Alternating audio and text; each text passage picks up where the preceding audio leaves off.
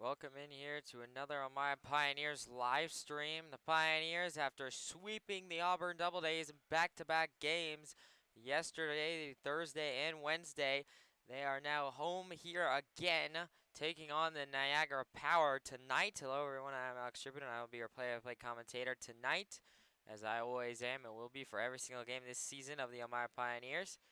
The Pioneers on a current two-game win streak after sweeping the Auburn Double Days that have given the Pioneers so much trouble in the past. They were able to get the wins. They were fantastic the last two nights. The pitching was stellar. The final score of last night's game was 3-2, a very chirpy, heated matchup between the Double Days and the Pioneers. Both teams were getting into it. Emotions were running high last night. However, the pitching came to play. Braden Coletta was on, or no, excuse me, it was Max Santillo who was on the mound. Coletta pitched on the road on Wednesday, excuse me. So it was Max Santillo on the mound last night. He was fantastic. He did a great job for the Pioneers. And really, as he has done for pretty much all of his starts. That was his fifth start of the season. He threw for 5.1 innings. He only gave up 2 earned runs on 4 hits and had 2 strikeouts in that performance last night. Then it was Christian Zeile who came in and actually rode out the rest of the game. He was able to close that one out, get the save last night. Zentil picked up the win.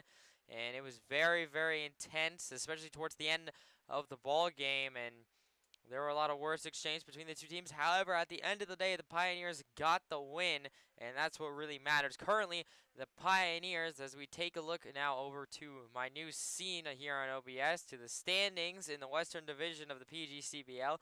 Pioneers currently sitting at 14-9, the number 2 team in the West, only behind their rivals in the Batavia Muck Dogs. And, of course, really, as they are taking on the Power tonight, who are 12-8, and of course, unlike, you might be wondering why certain teams like Jamestown, who have a win, one more win than what Niagara has, why is Jamestown lower than Niagara? Because the PGCBL does not actually rank teams based on their overall record, because teams play a variety of games in a different number. They actually rank them on win percentage, so it's the win percentage that determines the standings for the Western Division of the PGCBL. And so right now, Pioneers sitting second at 14-9. They're doing a great job.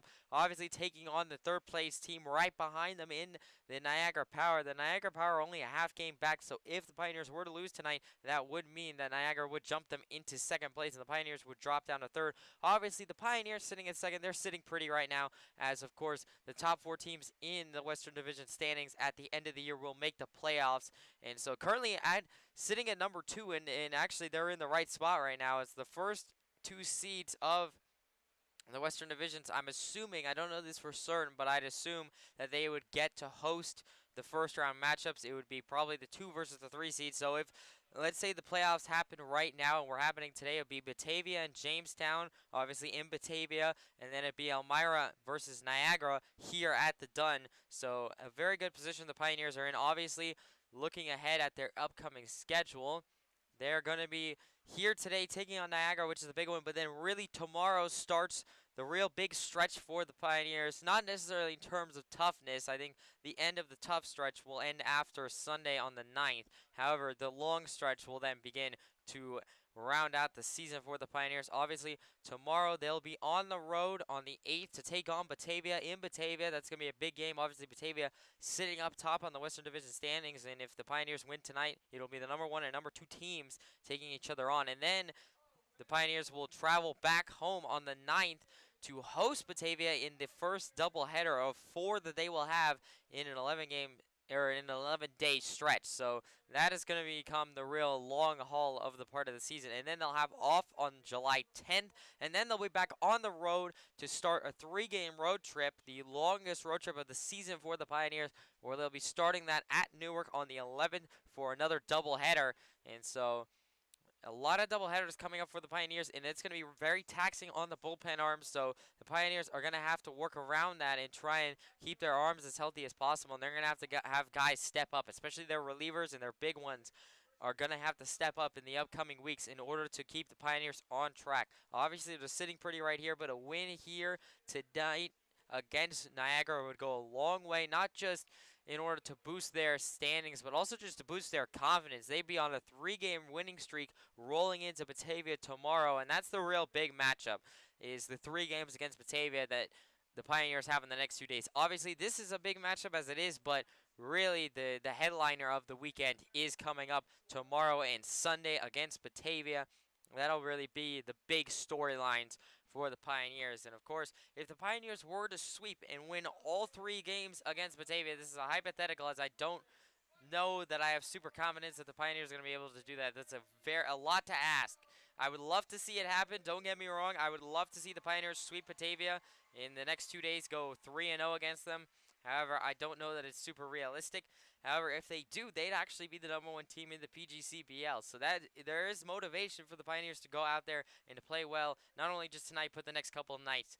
And so really a big turnaround. And of course, tonight the Pioneers are just trying to keep their second place in the standings right now as they have to take on Niagara, who's right behind them in third. And so that'll be it's a big matchup tonight, and it'll be a big weekend this weekend for the Pioneers. And now as you're watching, the coaches are coming out now for the coaches meeting here at home plate. I do apologize. This stream, I had troubles with my stream last night against Auburn, and I had troubles. I had to restart my stream because it crashed halfway through. I was able to restart it and get the second part up there. And that one was unfortunately really quite laggy. I really didn't like the quality of that. There's nothing that I could have done for that.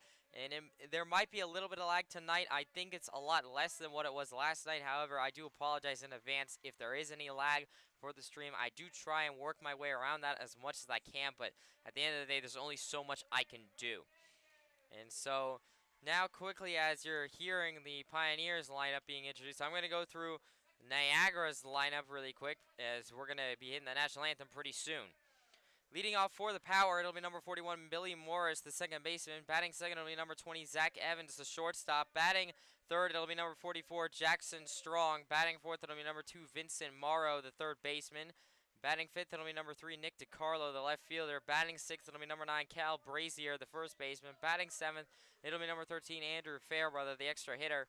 Batting eighth, it'll be number 28, Jeremy Galinsky, the catcher. Batting ninth, it'll be number 17, Brett Johnson, the center fielder. And batting 10th, it'll be number 16, Miles Pallister, the designated hitter. And on the mound tonight for the Power, it will be number 34, Brian Duddle, the starting pitcher tonight for the Power. And now, as you've almost heard all of the lineup from the Pioneers, however, it looks like we're about ready to get set here for the national anthem. So I will come back and read off the Elmira Pioneers lineup after the national anthem. However, in the meantime, I'm going to send us to the 19th Coach's Corner of the season. Let's take a listen to that.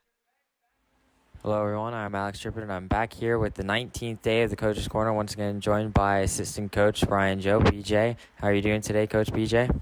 Not too bad, and yourself? Doing pretty good, Coach. And Coach, a big win last night, 3-2 the final over Auburn, sweeping them in back-to-back games. What were your takeaways from that game? We were extremely ecstatic. Although we didn't completely conquer every facet of the game last night, we went out there and we did what we needed to do. Little chippy, everyone's emotions were extremely high. They just, we found a way to win. We overcame, like I said, the emotional aspect of the game, and we were able to get a win. So it was huge. And my next question for you, Coach, you guys are now second place in the Western Division standings of the PGCBL and are on a 2-game win streak. How much confidence does that give you going up against Niagara tonight? Oh, we have endless amounts of confidence. Every day we're confident. It's just a matter of whether we execute or not. You know what I mean? So if we go out there and we play our game, anything can happen, So that's why you play the game. You know what I mean? Absolutely. And my final question for you, Coach.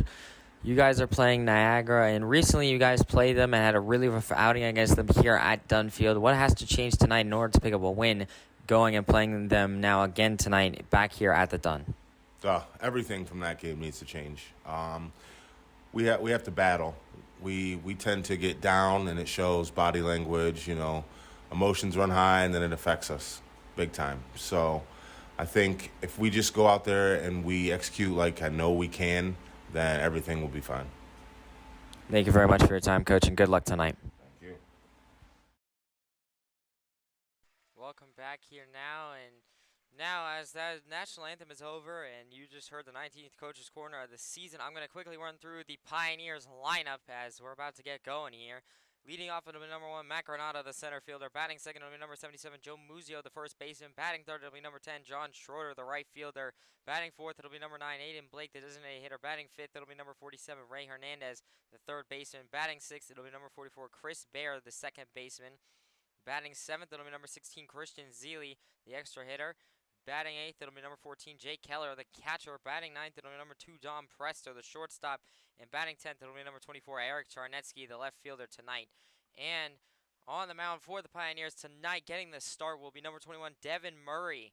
Will be getting the start again for the Pioneers. And as the colors are being retired and walked off the field, I'm going to talk a little bit about Murray as he'll be starting on the mound tonight here in the top of the first. Murray has made 3 appearances and 3 starts so far for the Pioneers this season. He has a 1.77 ERA and 20.1 innings pitched, 16 hits, 8 runs, only 4 of those are earned, 4 walks, and 32 strikeouts. He was the athlete of the week in the PGCBL not too long ago because of his strikeout numbers, and he's also up there in terms of the entire league in terms of strikeout numbers, so he has quite a lot. And he has a 2-0 record and 1 save on his resume so far. He's a 6'2", 200-pound junior left-handed pitcher from Hillsdale College and his hometown of Rochester Hills, Michigan. Last time we saw him out was on the 4th of July at Jamestown, where he threw for 1 inning, gave up 2 earned runs, and had 3 strikeouts in that game. And of course, I was able to talk with Devin a little bit earlier. I got his arsenal for the night. It's going to be mainly fastball and slider are the 2 pitches that he likes to throw, but he also has a curveball and a changeup that he occasionally throws. And so those are the 4 pitches that I'll be looking for tonight. Once again, I'm not going to be perfect calling them all. However, I will do my absolute best. And so now as Murray's getting warmed up here, Keller's going to be behind home plate catching tonight.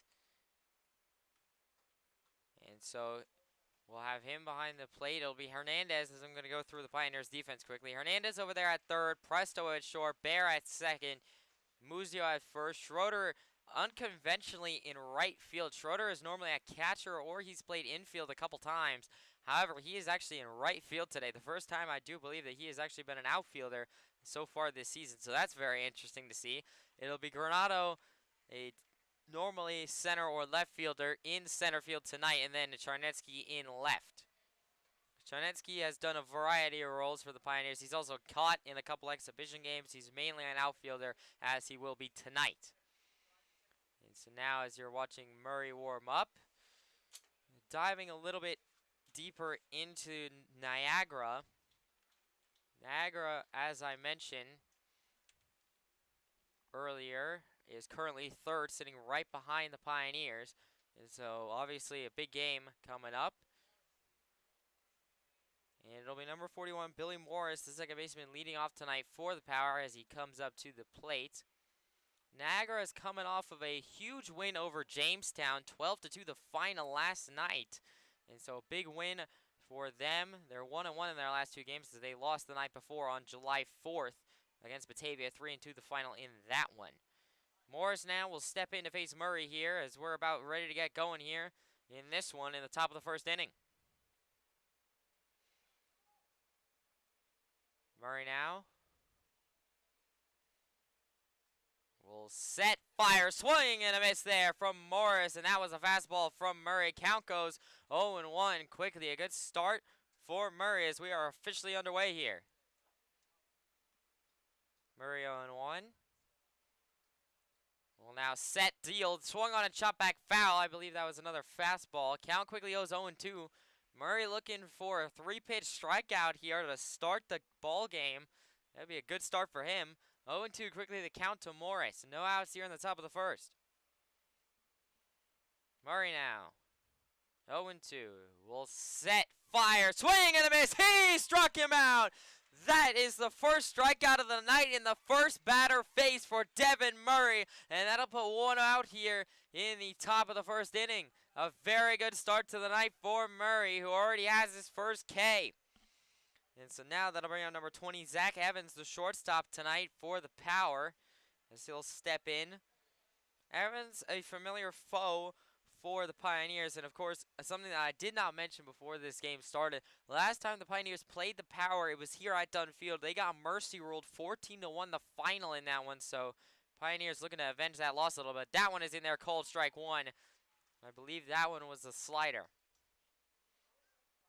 0-1 the count to Evans here. One out in the top of the first.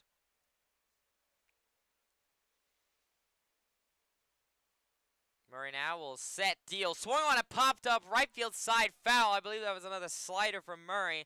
It is out of play, so the count will go 0-2. Murray looking for back-to-back strikeouts here to put 2 outs on the board here in the top of the first. Love to see Murray get it. 0-2 the count.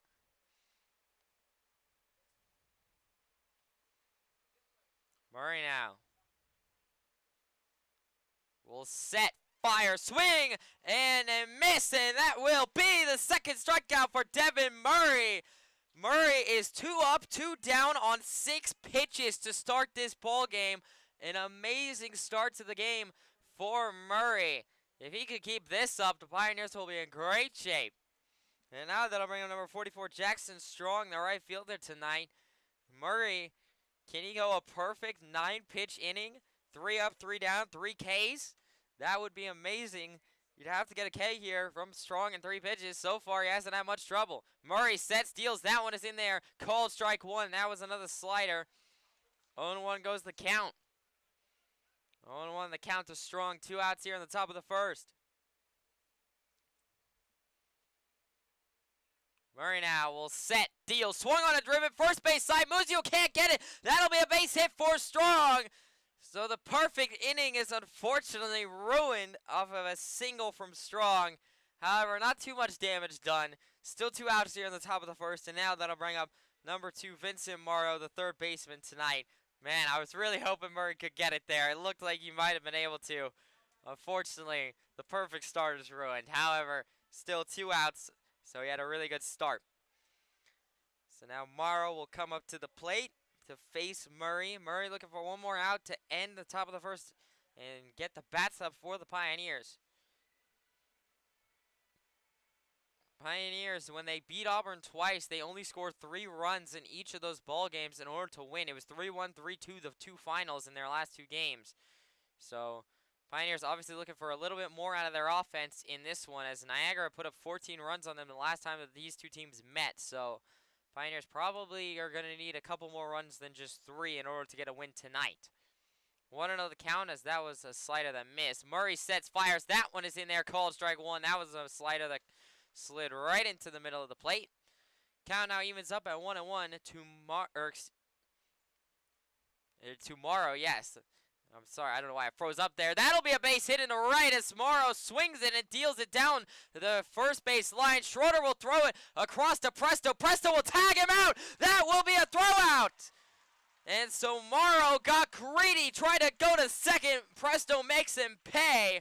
A great throw out at second to end the inning here in the top of the first. We go to the bottom of the first where the Pioneers will be up at the bats right after this.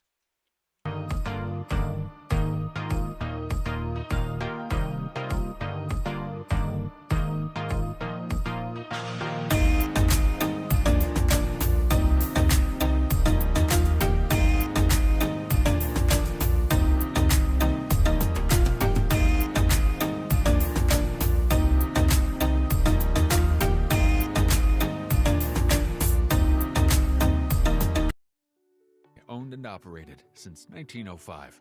At the Hilliard Corporation, we've proven ourselves time and time again as the leading industrial manufacturer in the Elmira and Southern Tier region. We make the products you need with the quality you and your business deserve. Industrial clutches and brakes, drivetrain products, filtration equipment, engine starters, braking systems. We engineer, manufacture, and distribute them. All of the products we manufacture are designed right here. Welcome back here to the Pioneers live stream. It's the bottom of the first inning here. You are currently watching Brian Aduddle warm up for the Power, who is currently on the mound. And leading off this inning for the Pioneers, it'll be number 1, Matt Granado, the center fielder. He seems to always be the leadoff man for the Pioneers, and he does a good job at it. And two other things I did want to mention. I forgot to mention this a little bit earlier, as the game, which normally is delayed by an extravagant show here in Elmira, was not. So the game started pretty much on time, which is a rare occurrence here at Dunfield for a Pioneers home game. So I didn't have quite a chance to mention this in the pregame. However, I do want to say that Aiden Blake is returning to the lineup tonight after nursing a hand injury that he suffered in Auburn on Wednesday.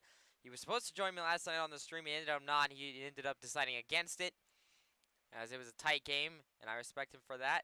And so he is back in the lineup tonight. I asked him a little bit earlier how his hand's feeling. He said it's good to go and that he'll be ready to go here to play for the Pioneers. And so obviously having him back in the lineup is massive for the Pioneers. He's a great bat for the Pioneers lineup. And also I do want to say that Brody Bartenstein did agree to come up on the stream. He said he might come up around the 5th inning, so make sure to stay tuned for that. We'll have to see whether Brody does come up and join me. I'm hoping he does, but we'll have to see. So you guys are going to have to wait and find out, just like I will, in the 5th inning. And so Granado now coming up to the plate, making his 22nd start. It actually, yes, it does. He leads the team in starts. He's had the fewest nights off on the Pioneers roster. He has a 306 batting average, 15 runs, 22 hits, 2 doubles, 1 triple, 9 RBIs, 12 walks, 8 strikeouts, and 10 stolen bases so far this season for Granado. Duddle now will set, fire. That one is upstairs and inside, ball 1. Granado had to duck out of the way of that. He almost got hit. That was definitely a fastball upstairs. So 1-0 the count to Granado, as he'll take a moment to collect himself after that close call. Duddle shakes his head once, shakes his head twice, and now will set, fire. That one is in there, called strike 1. That was right down Broadway. 1-1 now goes the count to Granado as it evens up. No outs here in the bottom of the first. Duddle now sets, delivers. That one is upstairs. Ball 2, another heater. 2-1 the count to Granado here as he takes the lead.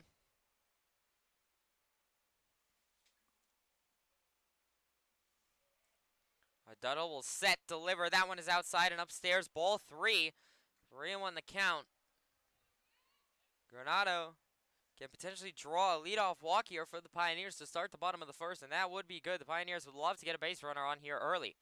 Duddle sets, delivers. That one is swung on and popped up right field side, and that one will clang off the metal roof. I was waiting for it.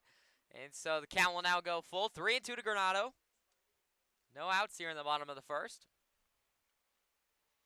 Big pitch coming up here for Duddle. Duddle shakes his head twice. 3 times, actually.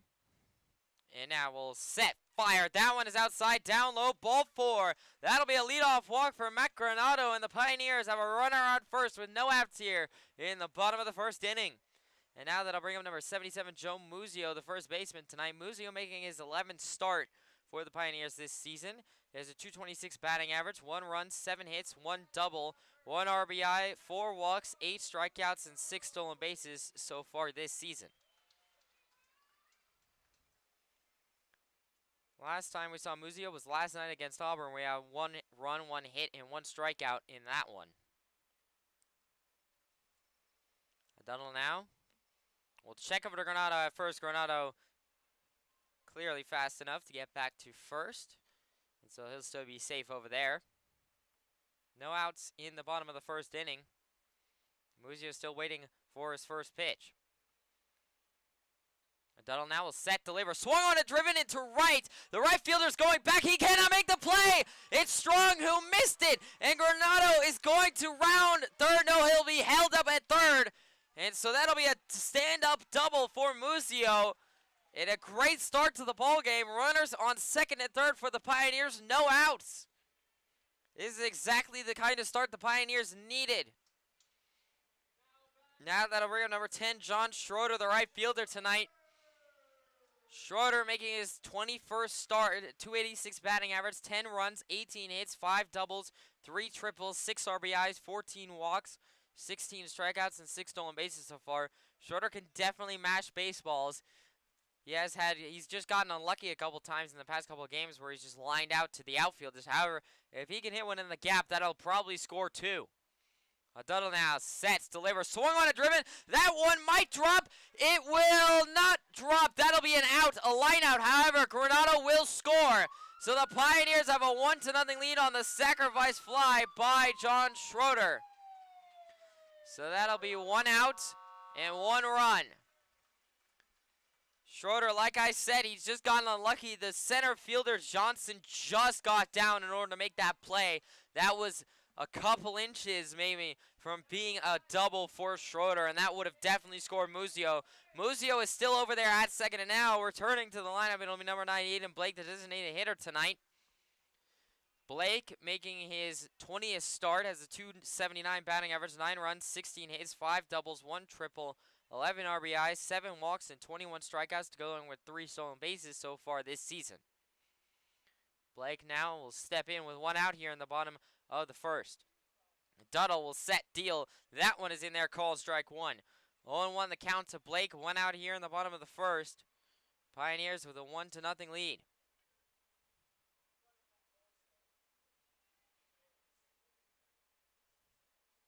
Duddle now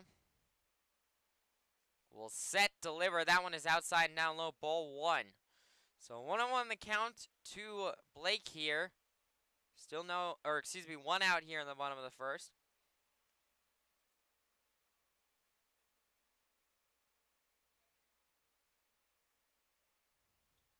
Duddle looks over to Muzio, who's off second. Now sets, delivers. That one is called strike 2. A little bit of a late call there from the umpire. So 1-2 goes the count to Blake here. Duddle takes the lead in the count.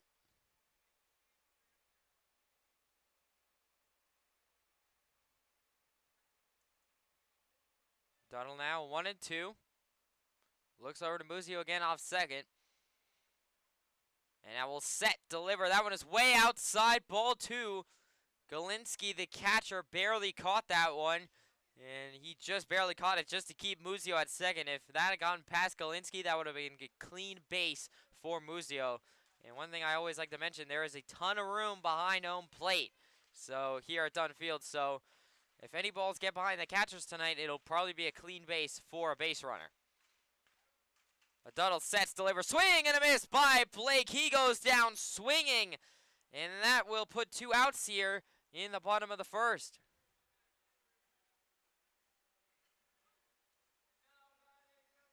So 2 outs here in the bottom of the first. Still Muzio off of second. And now that'll bring up number 47, Ray Hernandez, the third baseman tonight. Hernandez definitely has home run power. He leads the team in that category, making his 16 starts, a .222 batting average, 7 runs, 12 hits, 2 doubles, 1 triple, 2 homers, 7 RBIs, 1 walk, and 18 strikeouts so far this season for Hernandez.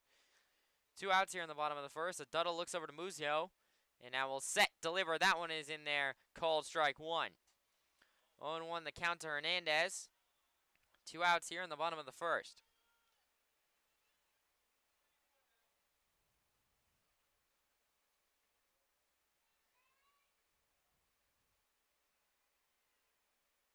Muzio off second. Duddle will set, deal. Muzio's going to try and steal third. He's not going to be able to make it, though. That will be an out, and that will unfortunately end the inning.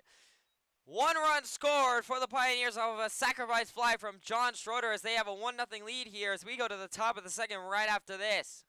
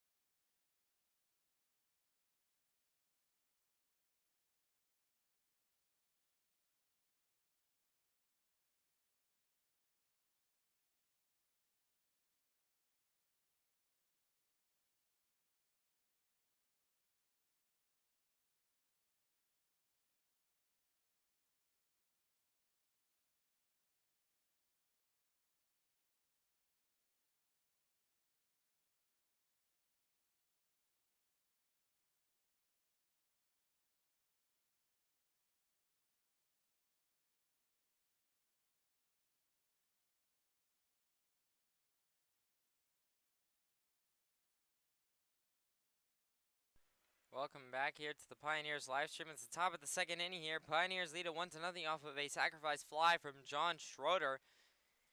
And Devin Murray back on the mound for the Pioneers here to start the top of the second after picking up 2 Ks to start this game in his first 2 at-bats. Gave up 1 single in the top of the first, but then got a throwout at second. On a runner, Vince Amaro it was. So now, leading off this inning for the Power, it'll be number 3, Nick DiCarlo, the left fielder tonight. Murray now sets, fires. That one is just outside. Ball 1. That was a slider. 1-0 goes the count to DiCarlo. And Murray sets, deals. That one is just outside again. Ball 2. That one looked like it was a strike from up here, but umpire calls it just outside. Another slider from Murray.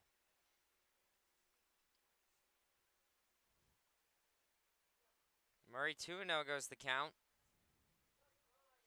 Well, now set, deal, swing and a miss. That was a nice slider there. He finally got it to hit the strike zone, and so that will be a 2-1 count now to DiCarlo. 3 straight sliders. I wonder if he goes to the fastball here. 2-1. Murray sets, fires. That one is upstairs. Ball 3. So now 3-1 the count to DiCarlo. No outs here in the top of the second.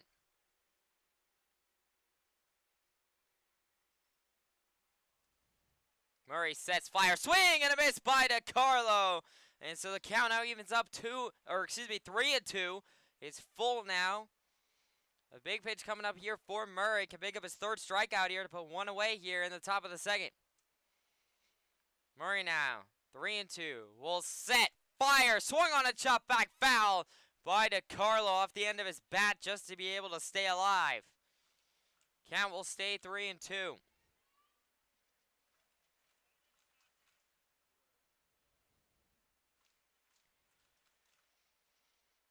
Murray now, still 3-2.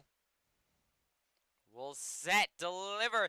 That one is just outside. Ball 4 on another slider. Murray does not look happy with the call. And so that will be a leadoff walk here for the Power in the top of the second. No outs. And now that'll bring up number 9, Cal Brazier, the first baseman tonight. Brazier we did see last time out when the Pioneers played the Power here at the Dunn. He'll now step in to face Murray.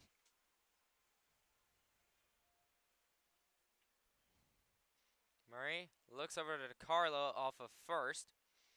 And now we'll set, deliver. That one is in there, called strike 1. That was a nice slider from Murray. 0-1 the count now to Brazier. No outs here in the top of the second. Murray could certainly use one. DiCarlo off first, and Murray will check over there to DiCarlo and Muzio. So DiCarlo able to get back in time. So still no outs here. 0-1 still the count to Brazier.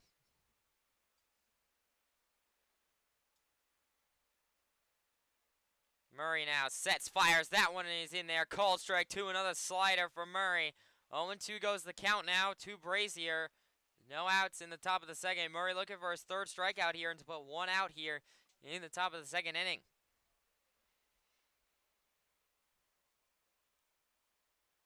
Murray now 0-2. Sets, fire, swung on a pop back foul. Right field side and out of play. So the count will stay 0-2 to Brazier.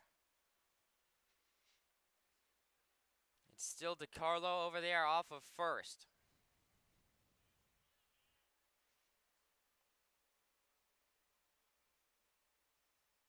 Murray gets this pitch from Keller. 0-2. Well, now set, fire, swung on a driven. That'll be a base hit into right.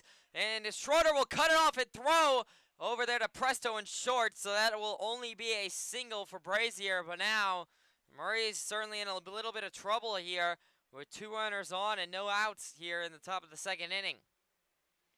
And now that'll bring up number 13, Andrew Fairbrother, the extra hitter tonight. Fairbrother we also saw last time the Pioneers faced the Power here at Dunn Field.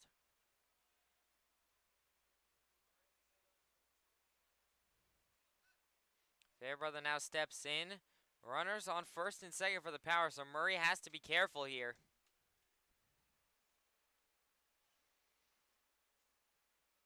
Murray now will set, deliver, swing on a driven straight back to Murray. Murray will go to third, and that will be one out. Trying to go to Musio in time. It will not be in time, so that will be one out. Fans do not like the call. Musio stretched out to try and get the out. He caught it. His foot looked like it was still in the bag, and now there's going to have a discussion with the umpire. It looks like on a fielder's choice, Fairbrother will be safe at first. However, there is an out as the runner at third, which I believe was DiCarlo, was thrown out. And so that'll make it one out here in the top of the second. Runner still on first and second, but now with an out for Murray. Now it's Galinsky up. If Galinsky grounds to Presto at short, they can turn a double play and get out of the inning with no damage. It's Jeremy Galinsky, number 28, up at the plate, the catcher tonight. Murray now sets, delivers. That one is in there. Called strike one. A nice slider from Murray. 0-1 goes the count. One out here in the top of the second.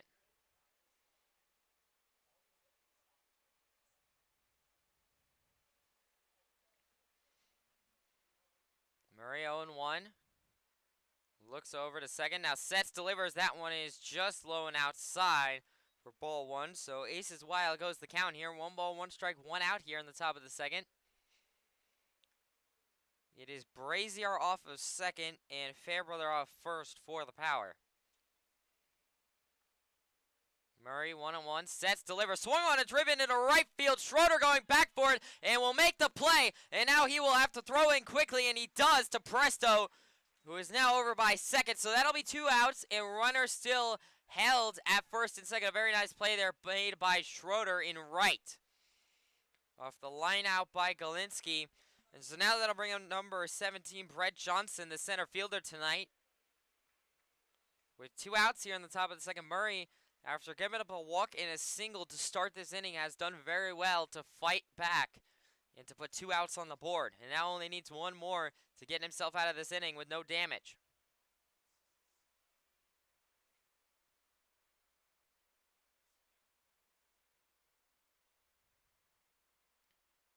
Murray now looks over to Brazier at second, sets, deals. That one is just outside, ball one. Murray has been throwing quite a lot of sliders as of recent. I haven't seen him go back to the fastball in a little while. I believe the line out pitch for Galinsky was the fastball. However, he's been throwing about 65% slider so far in this one. Murray sets, deals. That one is swung on and chopped back foul. I think that was another slider. 1-1 goes the count as it evens up to Johnson here. 2 outs in the top of the second. Murray only needs 1 more. Any out will do it.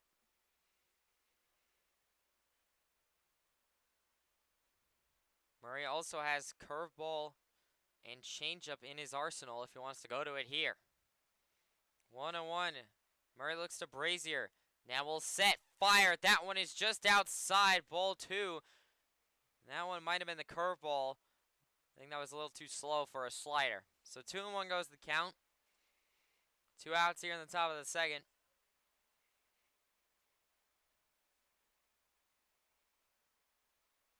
Murray will look over to Brazier again. Now sets, fire, swing and a miss. That was the fastball heater to blow it right by Johnson.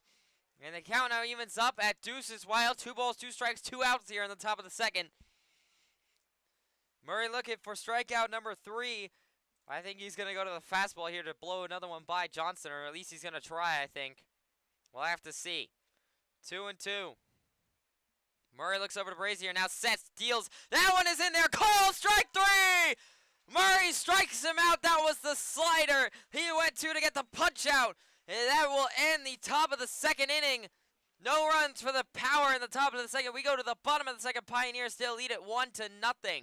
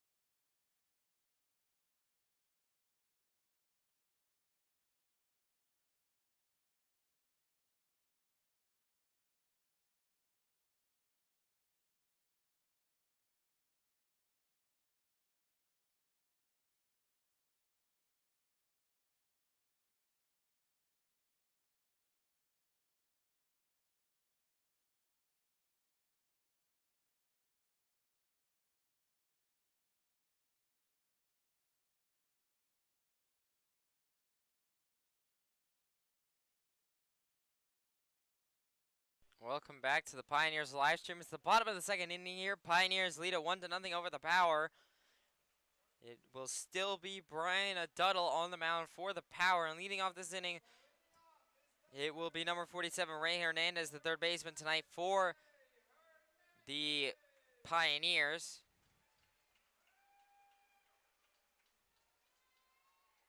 Hernandez was at the plate when I believe it was Aiden Blake who was thrown out to end the inning. Duddle shakes his head twice. And now we'll set, deal. That one is outside and down low, ball 1. So 1-0 the count to Hernandez. No outs here in the bottom of the second.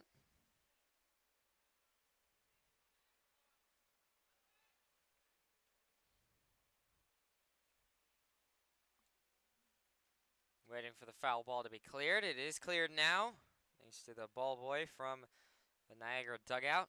1-0 the count to Hernandez here. Duddle now sets, deals. That one is outside, ball 2. 2-0 goes the count to Hernandez. He has a nice lead here. Hernandez definitely has home run power. As I mentioned before, he leads the team in that category. So perhaps if he can get a fastball, he can maybe crush it. Swung on a chop back, left field side foul. He took a hack at that one. Count goes 2-1 now to Hernandez. No outs here in the bottom of the second.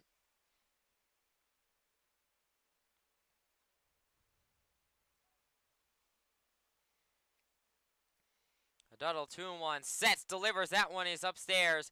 Called ball 3. So 3-1 goes the count to Hernandez. Hernandez does have a pitch to burn here if he wants it. I wouldn't be surprised if he goes swinging here. Duddle 3-1, sets, delivers. That one is outside, ball 4. He took, and that will be the second walk of the season for Ray Hernandez, who will now be on base. He does not draw many walks. He is normally a strikeout or a double, triple, or homer guy. But a leadoff walk here for the Pioneers to start the bottom of the second, and I'm sure Hernandez and the Pioneers will take it. And now that'll bring up number 44, Chris Bear, the second baseman tonight. Bear making his third start as a 400 batting average, 2 hits, 3 RBIs, and 1 strikeout so far this season. We last time saw him out last night against Auburn. We had 1 RBI as Duddle fires upstairs for ball 1. Bear, the latest addition to the Pioneers roster, has only started a couple games. As I mentioned, this is only his third start. However, he's made an instant impact. 1-0 the count. Duddle now sets, delivers. That one is just outside, ball 2. Wow, I'm surprised that was not called a strike. It looks like a strike from up here. 2-0 the count to Bear. Hernandez takes his lead off first. Duddle now will set, deal. Swung on a driven into left, and that is lined out, unfortunately, right to the left fielder, DeCarlo. Like I said before, Pioneers are hitting the baseball. They simply just can't put it in the right spots. And there's a prime example of it right there. Bear literally placed that on a direct beam to DeCarlo in left field. And so now that'll bring up number 16, Christian Zeile, the extra hitter tonight. Zeile, a two-way player for the Pioneers, can hit and pitch. We saw him do it last night against Auburn. Zeile making his 10th start as a batter, 273 batting average, 2 runs, 6 hits, 1 double, 2 RBIs, 3 walks, 10 strikeouts, and 3 stolen bases. A Duddle set, steals. That one is inside for ball 1. 1-0 the count to Zeile. Zeile in last night's game against Auburn had 1 run, 1 RBI, and 2 walks. Hernandez still over there off at first. And that one will be called strike 1 from a Duddle. That one was right down the plate. Middle of the plate, I meant to say. It is 1 out here in the bottom of the second. Let me change that real quick. I do apologize for not having that up. 1-1 the count to Zeile. Duddle now will check over to Hernandez at first. Hernandez able to get back well in time and is safe over there at first. Still 1-1 the count to Zeile. 1 out here in the bottom of the second.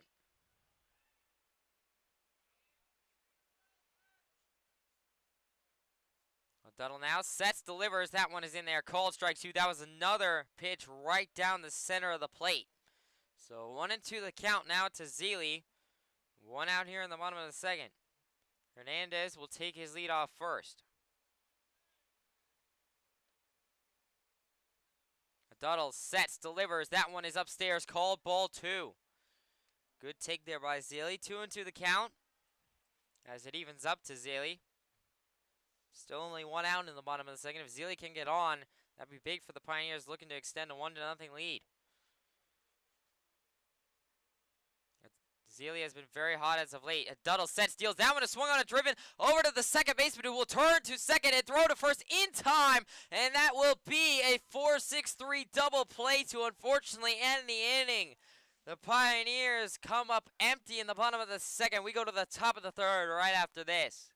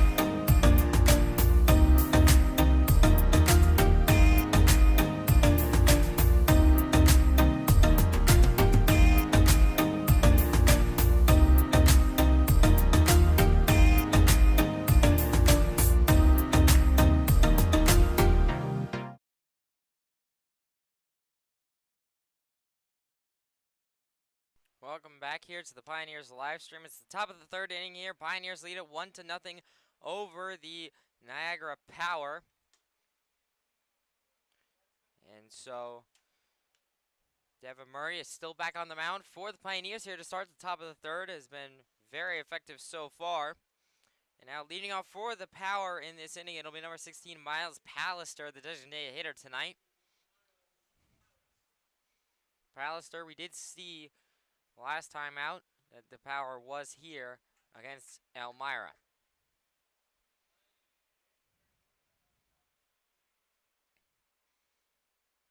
Murray now will set, fire. That one is just upstairs for ball 1. 1-0 the count to Pallister.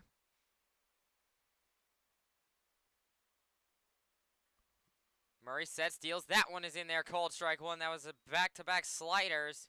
That one hit in the strike zone that time. So count evens up at 1-1. Murray now will set, deliver. That one is in there. Called strike 2. That was another, I believe that was actually the curveball that he broke out there. That one was awfully slow, and it curved right into the plate. Very nice pitch there by Murray. 1-2 goes the count. Murray looking for his 4th strikeout here. Murray sets, steals, swing and a miss. He struck him out with the heater. That is the 4th strikeout for Devin Murray. That'll put 1 out here in the top of the third inning. A very nice combination there by Murray to go off speed with slider and curveball and then go to the heater for the punch-out pitch. And now we go back to the top of the lineup for the Power here. Number 41, Billy Morris, the second baseman tonight, struck out in his first at-bat to start this ball game. 1 out here in the top of the third. Murray now sets, delivers. That one is just down low and inside, ball 1. That was the slider from Murray. Unfortunately, here at Dunfield, I don't have a radar gun, so I can't tell you miles per hour like I could in Auburn. However, I can still, thankfully, because the pitchers gave me their arsenals, I can luckily tell you guys what I think the type of pitch is. That was another slider, I do believe. So 2-0 goes the count as that one was outside. 2-0 the count to Morris. 1 out here in the top of the third. Murray sets, deals. That one is outside. That was definitely a curveball that missed. 3-0 goes the count now. Murray needs a pitch to get back into the count. I wouldn't be surprised if he goes to the fastball here. 3-0. Murray sets, fires. That one is in there. Called strike one. I do believe that was the fastball. 3-1 the count.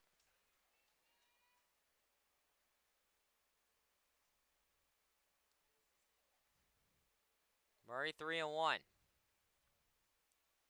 Will now set, fire. That one is in there. Called strike two. And now count fills up 3-2 to Morris. I believe that was the slider, the last pitch he got that strike on.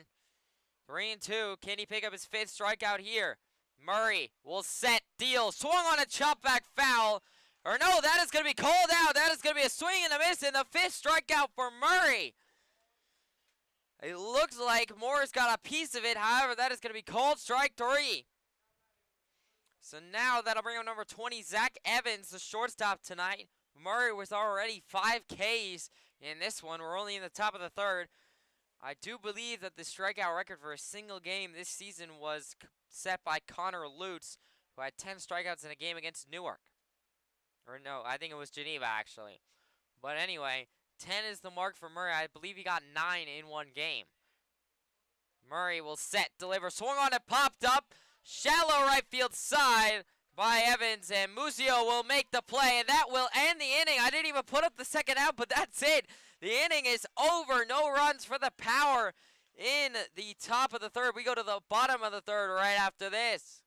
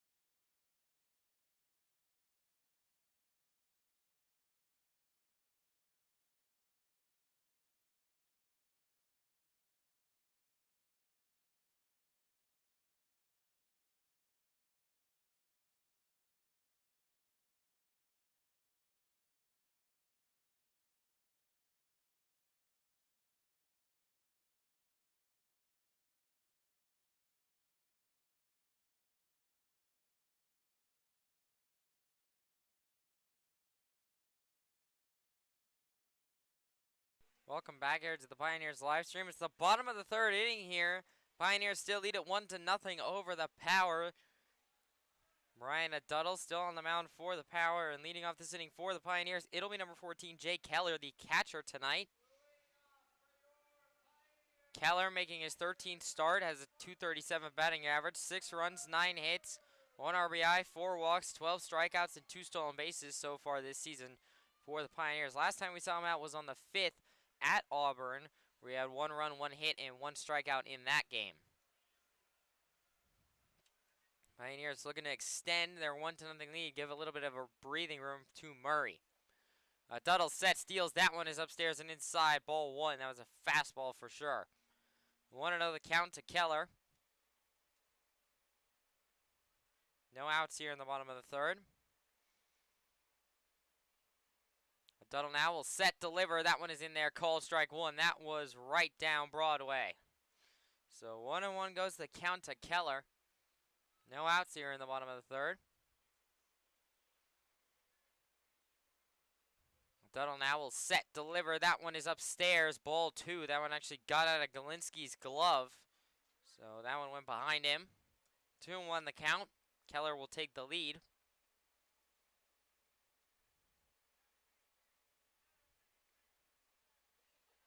MVP chance starting here at Dunfield for Keller. A Duddle, 2-1, sets, delivers. That one is swung on and driven into the gap in left for a base hit. That'll be a base hit single for Jake Keller to lead off the bottom of the third for the Pioneers. A very nice start to the inning for the Pios, and now that'll bring up number 2, Dom Presto, the shortstop tonight. Presto making his 13th start as a 167 batting average, 3 runs, 6 hits, 1 double, 5 RBIs, 9 strikeouts, and 4 stolen bases so far this season for Presto. And now we'll step up with Keller at first and no outs. So a big opportunity for the Pioneers to get that multi-run lead. Duddle will set, deliver, swung on and driven. Third base side, third baseman will turn to second and turn to first not in time. So on a fielder's choice, Presto will reach first. However, there will be 1 out as Keller was thrown out at second.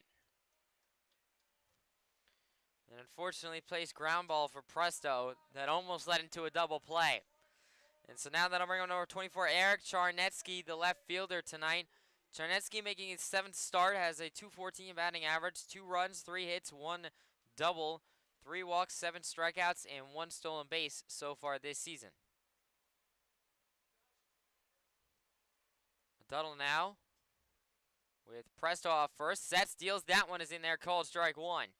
That was right down Broadway in the center of the plate. 0-1 the count. 1 out here in the bottom of the third. It's now Presto over there at first for the Pioneers, who still have an opportunity. Duddle sets, deals. That one is outside low for ball 1. So count evens up at aces wild here. 1 ball, 1 strike, 1 out here in the bottom of the third.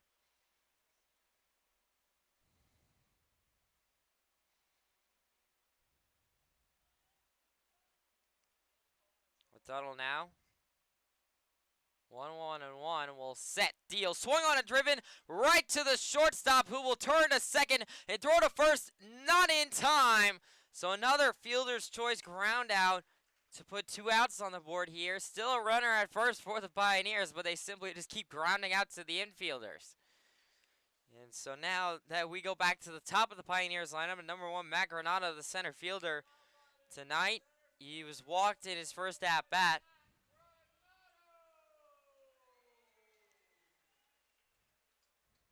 Let's see if Granado can have better luck. Once again, it's just the Pioneers are making a lot of contact, especially the past couple of games. They simply just haven't been able to catch a break in terms of putting it in the right place. See if Granado's luck can change here. Duddle sets, deals. That one is outside ball 1. And by that I mean, let's see whether Granado can change the Pioneers' luck here. 1-0 the count. Duddle looks over to first and Charnetsky. And now will set, deliver. That one is well outside and low, ball 2. 2-0 the count to Granado as he takes another lead here. Like I said, he was walked in his first at-bat. A walk would not be bad to bring up Joe Muzio, who doubled in his first at-bat, who is currently on deck.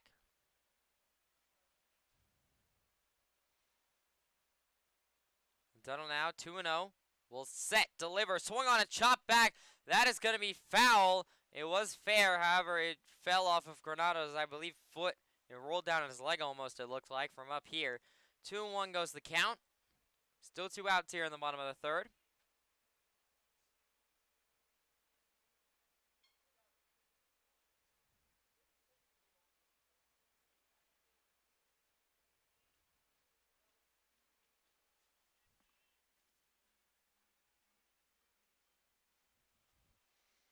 Granado now, still 2-1 the count.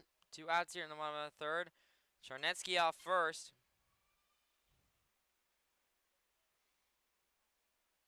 Duddle, 2-1.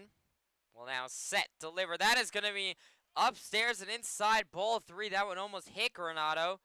The count will go 3-1. That's the second pitch Granado had to duck out of the way of so far in this game.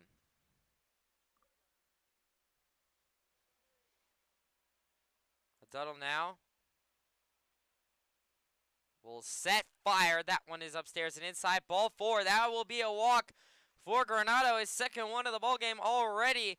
And now that'll bring up number 77, Joe Muzio, the first baseman, who doubled in his first at-bat and has an opportunity, if he can get a base hit here, to potentially extend the Pioneers' lead with 2 outs on the board.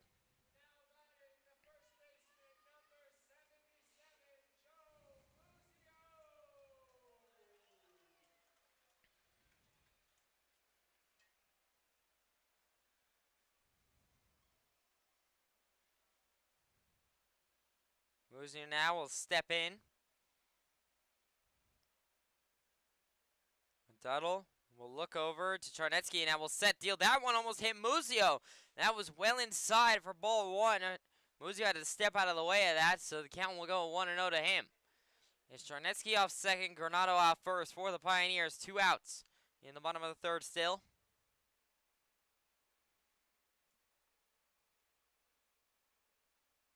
Duddle looks over to Charnetsky at second, and that will set deal. That one is outside, ball 2. Charnetsky looked like he was going to try and steal third. The catcher, Galinsky, was ready for him.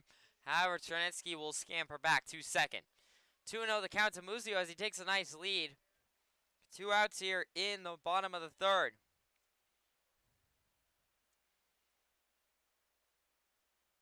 Duddle looks over to Charnetsky, will now set, deliver, swung on and driven into center. Center fielder's going back for it. Can he make the play? He cannot. That'll be a double at least for Muzio. That'll score 1 run. That'll score 2 runs. That'll be a triple for Muzio, who will be safe, an RBI triple, and the Pioneers have a 3-0 lead. Muzio is feeling it tonight.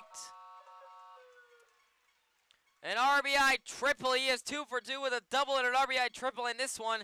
And the Pioneers doing something that they haven't been able to do a whole lot this season. Score runs with 2 outs on the board. And they can still get more here, as it will be number 10, John Schroeder, the right fielder, up at the plate. Johnson, the center fielder, could not get to Muzio. That one was all the way hit to the warning track. Johnson had no chance. And so now a sizable lead for the Pioneers to work with. Like I said, they've had 3 runs the past couple of games. It'd be nice to get them, to see them go past that. They have an opportunity here. If Schroeder can deliver a base hit, that would cleanly score Muzio, or if a pitch gets by Galinsky. Duddle will set, deal. That one is outside, called strike 1. I actually hesitated because I was so surprised by the call. 0-1 goes the count to Schroeder. 2 outs here in the bottom of the third still.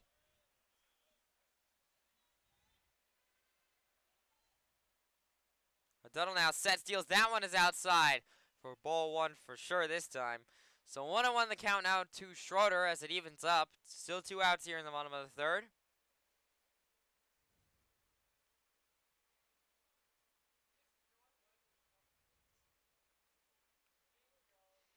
Duddle will set, deliver. That one is outside, ball 2. Schroeder will take the lead in the count, 2-1. Galinsky's barely been getting to these balls outside. If he misses one, Muzio will definitely be able to come around and score.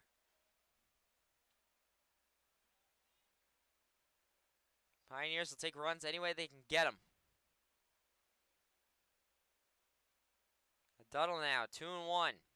Will set, deliver, swung on a driven, left field side. The left fielder, DeCarlo, will come in on it and unfortunately make the play. So that will end the inning on a flyout by Schroeder. However, the Pioneers, off of an RBI triple by Joe Muzio, have a 3-0 lead as we go to the top of the fourth right after this.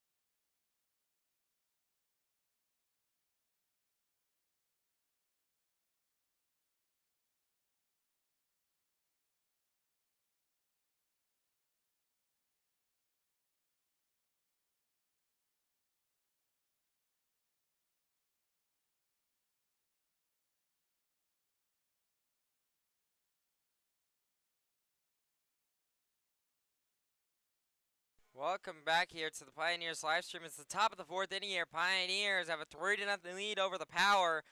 It is still Devin Murray back on the mound for the Pioneers to start this top of the 4th. He has been lights out so far.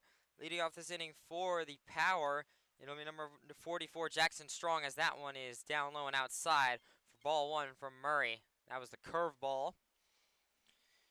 Strong, the right fielder, singled in his first at-bat earlier in the ball game. Murray now will set, deal. That one is in there, called strike 1. That was the slider that time. 1-1 now goes the count to Strong as it evens up. No outs here in the top of the 4th.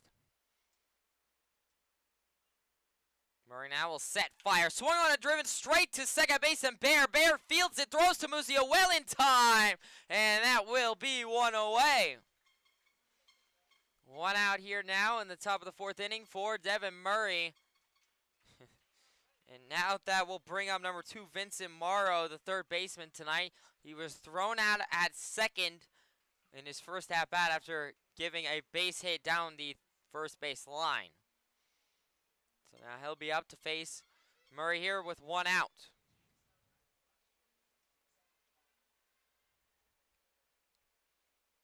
Murray will look into Morrow, will now set, deliver. That one is in there, called strike 1. That was another slider from Murray.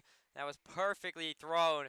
It went from outside right, curved into the plate. Or slid into the plate, I should say. Murray well out of play. Almost by the Pioneers' new concrete slab for their batting cage that should be put up in the next couple days. 0-2 goes the count to Morrow. 1 out here in the top of the 4th. He'll stay 0-2. And it would be his 6th K. I was just confirming it as he threw that pitch. 0-2 still the count. 1 out here in the top of the 4th. Murray, I don't think he's thrown a fastball all this at bat. I wouldn't be surprised if he tries to go one here to try and blow it by Morrow. 0-2 the count, and Murray's going to have to wait a little while as Morrow is granted time and will step off and now step back into the batter's box. 0-2 still the count. Murray will set, deal, swung on a chop back, foul, and out of play again. 0-2 the count. I believe that was another slider from Murray. Hasn't gone to the fastball yet. Top of the 4th inning. What a night Devin Murray's having. 6 Ks already. And now that'll bring up number 3, Nick DiCarlo, the left fielder tonight. He was walked in his first at-bat. Murray looking to go 1-2-3 in this top of the 4th if he can get it out from DiCarlo here.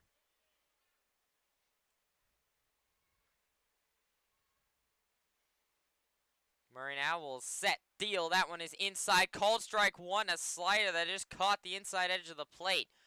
0-1 the count. 0-1 the count to DiCarlo. 2 outs here in the top of the 4th. Murray now 0-1, sets, delivers. That one is down low in the dirt for ball 1. I believe that was the slider that just dropped a little bit too low. So 1-1 goes the count now to DiCarlo as it evens up. 2 outs here still in the top of the 4th. Any out ends the inning for Murray.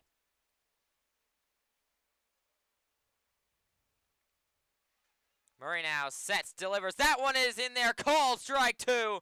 Another beautiful slider there from Murray. 1-2 goes the count to DiCarlo. Murray looking for back-to-back Ks to go 1-2-3 in this top of the 4th. It would be his 7th if he can get it here. 1-2. Murray now will set, deliver, swing and a miss. He struck him out. That is back-to-back strikeouts for Devin Murray. His 7th of the night. Another slider K. And that will end the top of the 4th. Murray is dealing right now. We go to the bottom of the 4th. Pioneers looking to pour it on with an already 3-0 lead. Part of the whole of you. To continue a tradition of medicine driven by compassion, teaching, and healing. That's why we're here. It's who we are. It's what we do.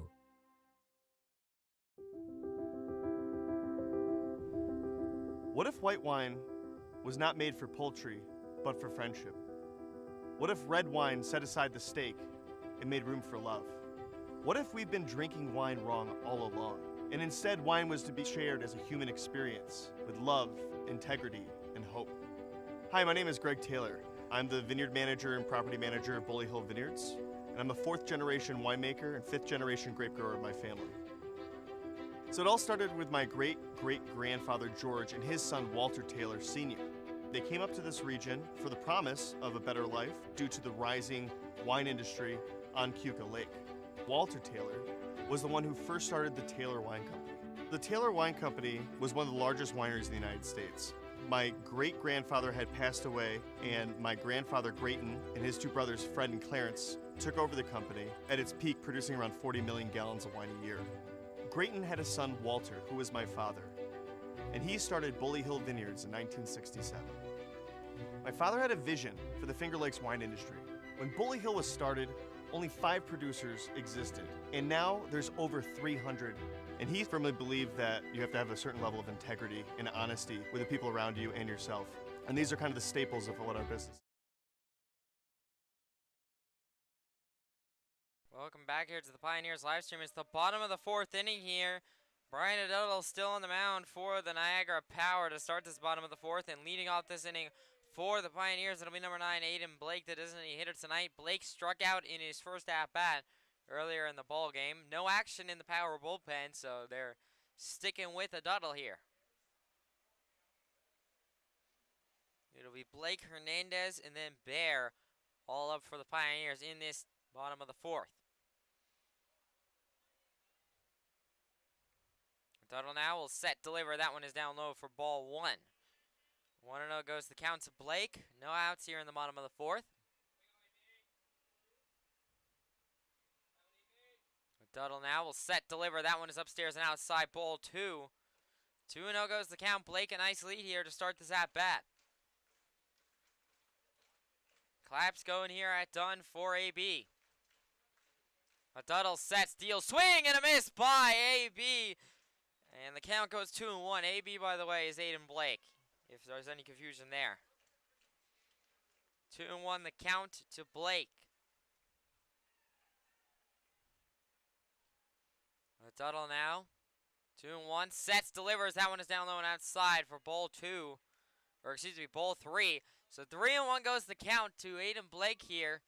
No outs in the bottom of the 4th. A leadoff walk would be nice for the Pioneers with Hernandez and Bear on deck. Adottle sets, deal, swung on a driven right field side. However, it is foul and out of play. So the count will go 3-2. It fills up for Blake here. AB looking for a base hit or a walk to get himself on base. Adottle now will set, deliver. That is going to be a hit by pitch.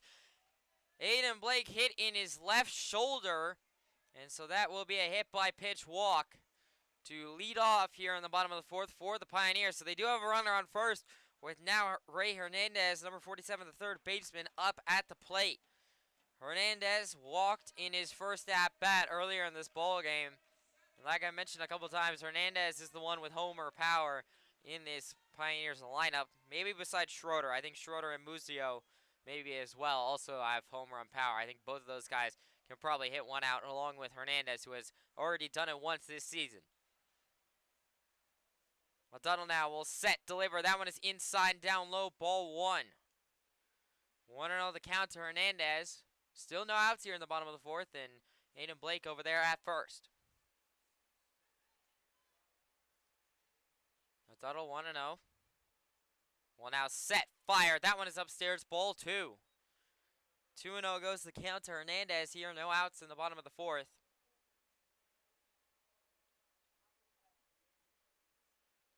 Aiden Blake will retake his lead off first.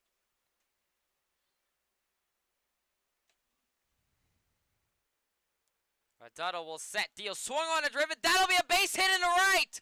A single for Hernandez. That was a blooper over the second baseman Morris's head. However, it will stand as a single. And now runners on second and first for the Pioneers with no outs here in the bottom of the 4th. And now that'll bring up number 44, Chris Bear, the second baseman tonight. He lined out to the left fielder DeCarlo in his first at-bat. If Chris Bear can get the same contact but put it in a different spot, he can maybe score Blake. Still no outs here in the bottom of the fourth, so good opportunity for the Pioneers to add up some more runs. Duddle will now set, deliver. That one is in there, called strike one. 0-1 the count. Still no action in the power bullpen.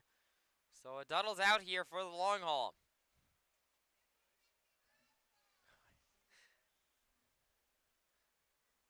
Duddle now 0-1. Will now set, deal, swing and a miss there by Bear. Count quickly goes 0-2.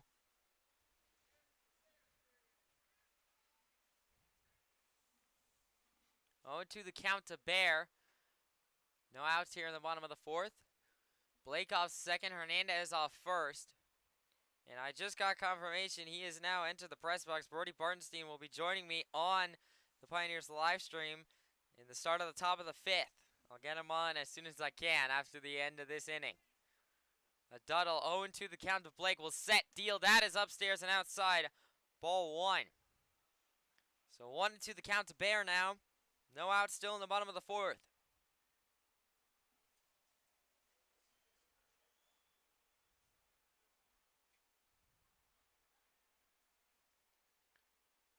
Duddle now 1-2, set, steal, swing and a miss by Bear. He goes down swinging.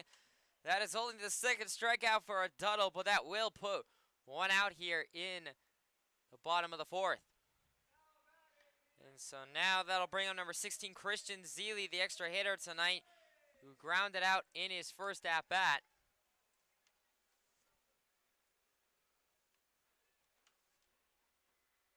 So Zeely will now come up. Zeely has been one of the hottest hitters for the Pioneers in recent games.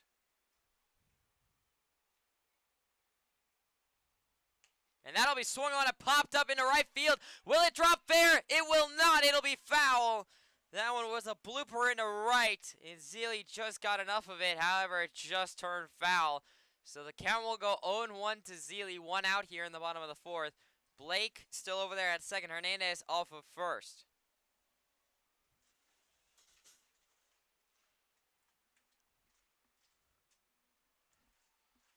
Zeely now will re-step in. 0-1 still to count.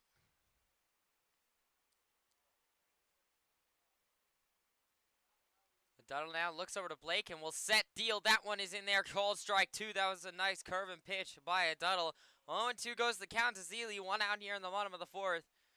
This would be a big strikeout for a Duddle. Obviously, the Pioneers not looking for it.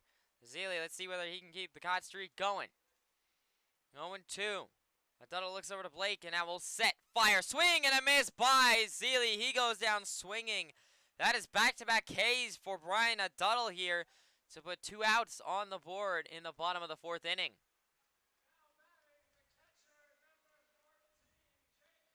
And so now that'll bring up number 14, Jay Keller, the catcher tonight. He singled in his first at-bat. And I will step in to runners on first and second with two outs situation.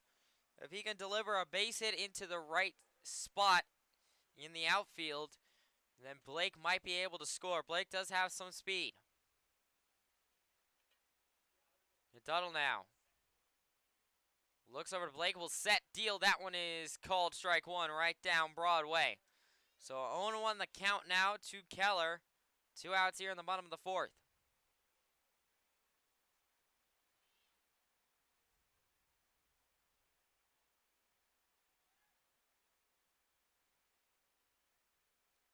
Duddle now will have to wait as Keller was granted time. 0-1 still to count. Two outs here in the bottom of the fourth.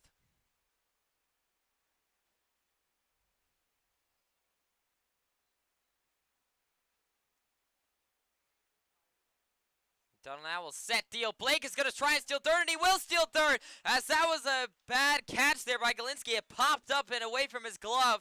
Count will even up 1-1 to Keller, and now both runners have advanced. Hernandez is now over there at second, and Aiden Blake is at third. And so now, if any pitch gets by Galinsky or Keller delivers any base hit, it'll at least score one run. 1-1 the count to Keller. Two outs here in the bottom of the fourth. Pioneers with another opportunity to add to their 3-0 lead.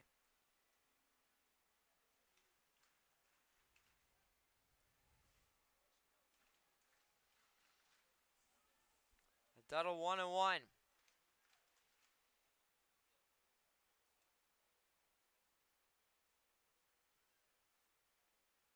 Well, now set, deal, swung on it, popped up into shallow right. The first baseman, Brazier, will come under it and make the play. So, unfortunately, that will end the bottom of the second. The Pioneers strain, 2 runners on. They still lead it 3-0. And when I come back to start the top of the fifth, I will be joined by number 15, Brody Bartenstein himself. We'll be right back after this.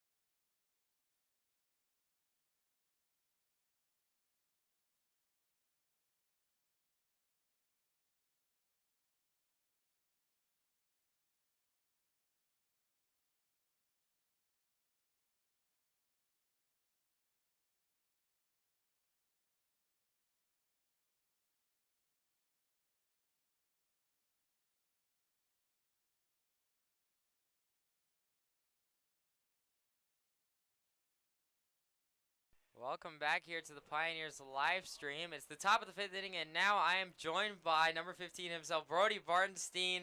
How are you doing today, Brody? I'm good. I'm good. Looking forward to watching some baseball, watching the Pios pick up another win, make it 3 straight. So Absolutely, and you excited. mentioned it right there. I mean, it would be 3 in a row for you guys. You guys must be feeling pretty good. I mean, obviously a huge back-to-back with Auburn the past couple days. I mean, Auburn was right behind you guys, as I just showed the standings. Murray set steals. That is down low, ball 1 to Cal Brazier, number 9, leading off for the Power this inning, the first baseman tonight. What do you think of Devin Murray so far? I mean, he's been dealing. He's been awesome. Yeah, I mean, I've gotten lucky. I've caught him a few times this year, and like I said earlier to you, when he's throwing strikes and getting ahead early in counts, he's really really hard to hit. I definitely would not want to stand in the box against him. He's got a fastball that moves arm side probably 5 inches.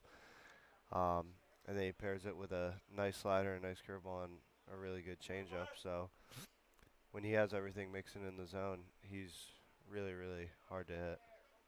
He's already It's got. showed in his stats. So Yeah, exactly. And I mean, he's already got 7 Ks tonight, and he can pick up his 8th right here. Murray sets steals. That one is inside for ball 2, so that will even up the count at 2-2. And you are a catcher, one of 3 listed on the Pioneers roster. I know Char is also caught in some exhibition games. Yep. But you guys, how many pitchers have you actually caught for so far this season? I think I've caught pretty much everyone. I mean, there's some guys that I've caught once or twice, but I've caught a lot of the starters at least 2 times. I think now I've gotten lucky. I've kind of catch a good amount of games. Do you have any favorites that you've caught for so far? Are you gonna be able to pick one? It's funny. Jake was asking me this yesterday. I think. So what I told him is I think for me personally, I don't really have like favorite pitchers. It's obviously easier when guys are normally around the zone, but some guys it plays their strengths if they can throw a wild pitch here and there. I mean, we saw Braden Coletta in Auburn. I mean, he's a guy that throws 90, and sometimes he doesn't know where it's going. So in the in the batter's box, you're like, oh no, I could get hit real quick, which it's kind of an intimidation factor. Um, but I I more base my stuff off like where I'm playing, so I like uh, I like certain fields a little bit better than others, usually due to like the viewpoints, and usually that changes more than the pitcher wise for me. So usually when I settle in, I'm pretty good with pretty much anyone catching. So Absolutely. And do you have a favorite stadium that you think that there's a certain stadium that you play at, especially this season, considering it's all West Division opponents? You know, is hmm there any stadium that gives you a specific advantage as a catcher? I really liked catching in Niagara. I caught there about 2 weeks ago. I think I really liked it there. I like turf. I play college ball on turf, so I'm a little bit more comfortable with that. Obviously, it's much easier to read the ball off turf than with dirt, where you can have like little knickknacks or like little rocks that sometimes get in the way and makes it a little tougher to block. Um, so I like turf fields. I like Niagara is probably my favorite one so far, but I love being at home in front of the home fans. They never disappoint. So Well, I mean, absolutely. I mean, you guys have an impressive home record, 9-3 on the season so far at home. So, I mean, you guys have been one of the best home teams, you know, in the entire league right now. And so, really, it's been impressive. That was, by the way, a leadoff walk to Brazier after a long battle between Murray and Brazier. Brazier eventually able to get the walk. And so, no outs here as that one is swung on and driven right field side. Schroeder will go under it and make the play in right. And so that will be a fly out for Andrew Fairbrother to put one out here in the top of the fifth inning. Still a runner on first in Brazier. However, that's a big out there for Murray to get one out on the board. And now, a little bit of an unconventional thing. John Schroeder playing right field. I mean, he's another one of the catchers on the roster. How do you feel about him playing right? I mean, John's awesome. He can play anywhere at a very high level. He's just one of those guys that, I mean, he's got a great arm, and like I said, he plays every position like it's his main position. Um, he's done awesome so far and right for us. He's he has the arm where if they're trying to tag up from second, he can easily throw him out. So a little envious of that, but he's awesome. He's doing great out there, and I'm sure I can. He's got a great bat too. So pretty much whenever he's not catching, he's still going to be in the lineup just because he's such a difference maker for our offense. So he's been awesome all year. Yeah, he's been, I mean, the DH and EH a couple times. He's played some infield as well. He's played second a couple times. But, yeah, no, and then also one thing I do want to ask you about is now, you're the catcher, so you're giving the signals to the pitchers on the mound as that one is outside for ball 3 now to Galinsky. So 3-0 the count. Murray in a little bit of trouble here. But, as I was saying, you guys are giving the signs to the pitchers. Is there any specific, like, pitchers that will, like, walk you off and sort of, like, ignore your call sign and just will go on their own and sort of call their own shots, or do you oftentimes have a lot of say with what they actually throw? So usually guys, we'll usually be on the same page. Usually that kind of starts before the game. So while they're throwing their bullpen, they'll be saying like what they want to throw in certain different sequences. If a guy likes a pitch a little bit more than the other, he might throw that when there's 2 strikes, just because that's the pitch he's most comfortable with throwing. But also a lot of it is based off the hitter. So if the hitter's late on, say, a fastball, we're probably going to go with a fastball inside because he's going to be even later on that. So. And that was the strikeout there. That's the 8th strikeout for Murray. Got Galinsky to go down swinging, and that was a fastball there. I do believe that he's gotten a couple of those where he's just blown right by. Because I think the thing that I noticed most about Murray tonight is that he's been able to go slider, curveball to go early in the at-bats, and then as soon as he gets the lead and he gets 2 strikes on the board, he loves to go to that fastball to get that punch out to just blow it by because the hitters aren't expecting it, obviously, considering all they've seen is off speed from him. Yeah, exactly. Don't want to give away too many secrets, but yeah, he really likes to go soft early in counts, and he's one of those guys that can locate it really well. So if he can locate it early in count and kind of get it over, we like to call it like a get me over curveball because a lot of guys in the box, they're not looking for a curveball first pitch. They're usually just going to let it go by. So if he can locate it in the zone, it's usually going to be 0-1 right off the bat. And like you were saying, if he throws 2 curveballs or a curveball and a slider, a curveball and a changeup, and then comes in with that fastball, it's going to look 10 times faster. So it's worked well for him all season, and he's talked about it, how he just really likes to kind of work backwards is what we call it to guys, and he's done it well. So Absolutely. He's been doing that a lot tonight. I've noticed that quite a bit. His slider's been really effective tonight. I've noticed that as well. He's had good control of that, been able to push it from outside into the zone very well tonight.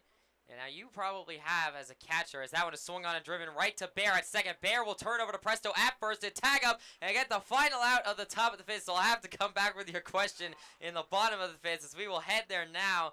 Pioneers still lead it 3-0.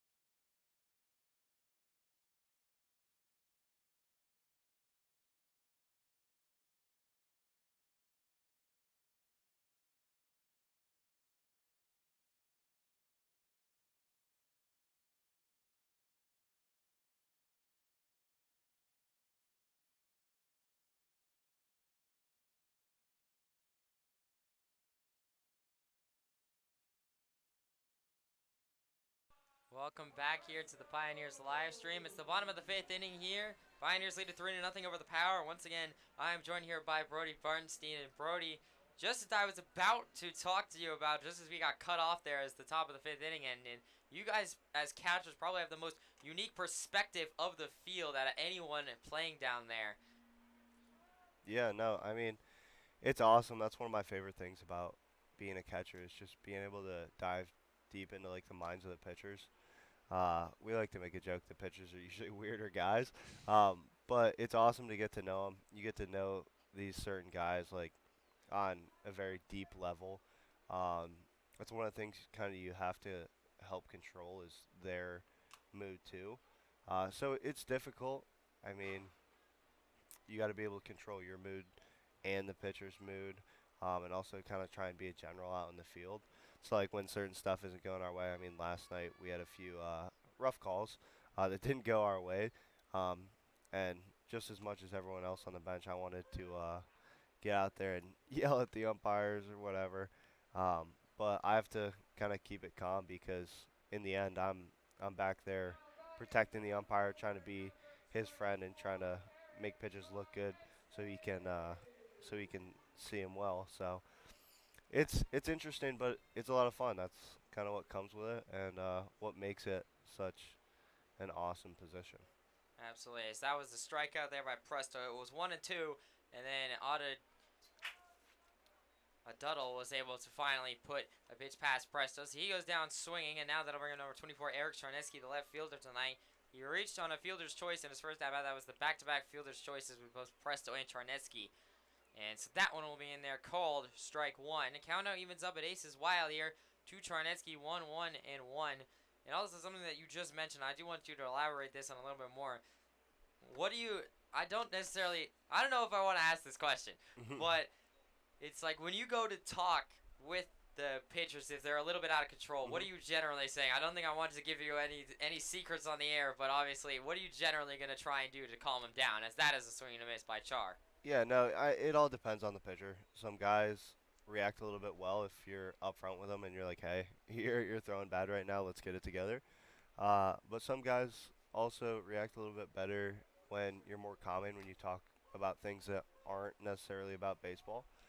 So it kind of just goes back to knowing your pitchers, and that's why it's so important to really get into the minds of your pitchers and really understand how they think, because that's usually what helps them is just that calming chemistry, down. to be able to know who you're going with and who you're catching is definitely a big thing. That was another strikeout by Charnisky, so that's back-to-back strikeouts for Duddle here to put 2 outs in the bottom of the 5th inning, and now we're back up to the leadoff man, number 1 Matt Granado, the center fielder tonight, as that was called strike 1.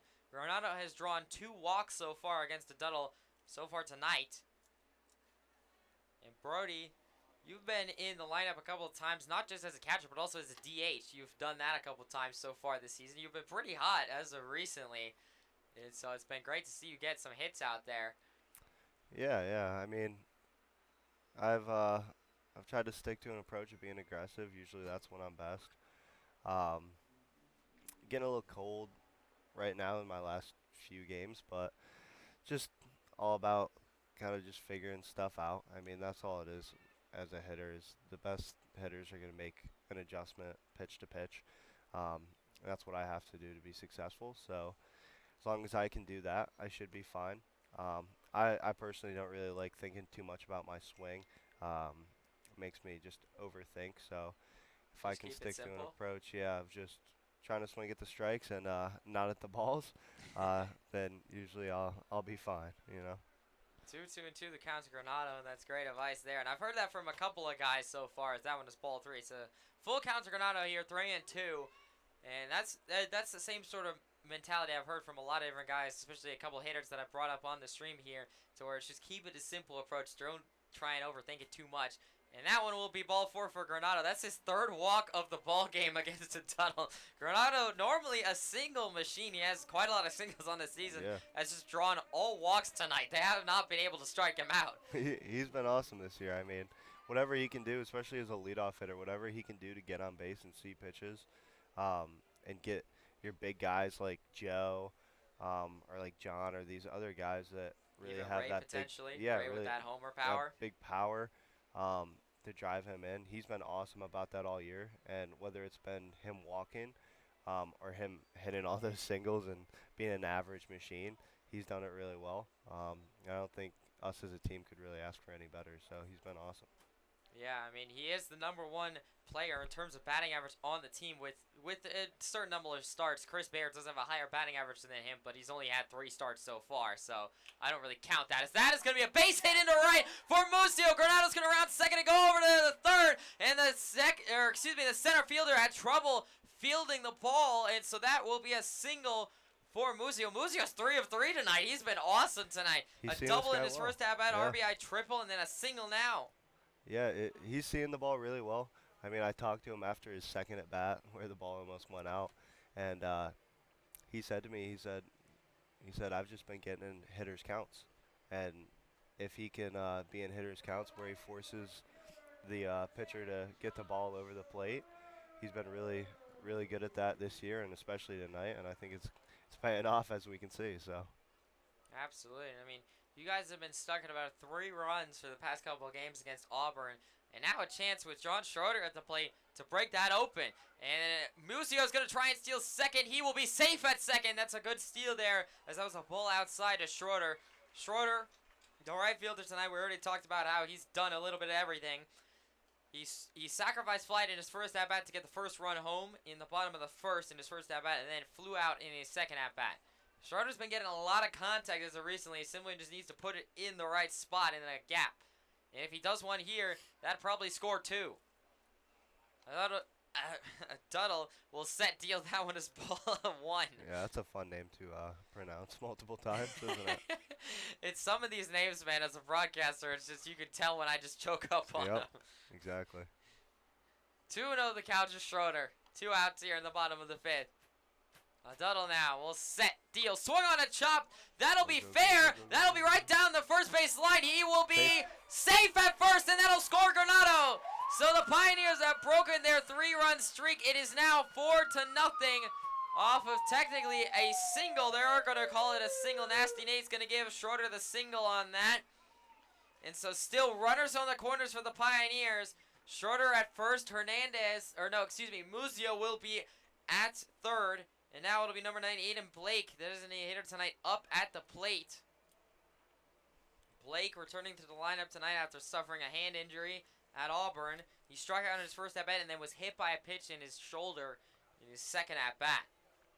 Still 2 outs here in the bottom of the 5th. And that's one thing that tonight has been different, is that you guys have been able to put up runs with 2 outs on the board. That's something that you guys have struggled to do in the past. Yeah, it's one of the most important things that a offense can do. I mean, you want to get ahead early, which we did. And then you also want to be able to capitalize on those opportunities that you get.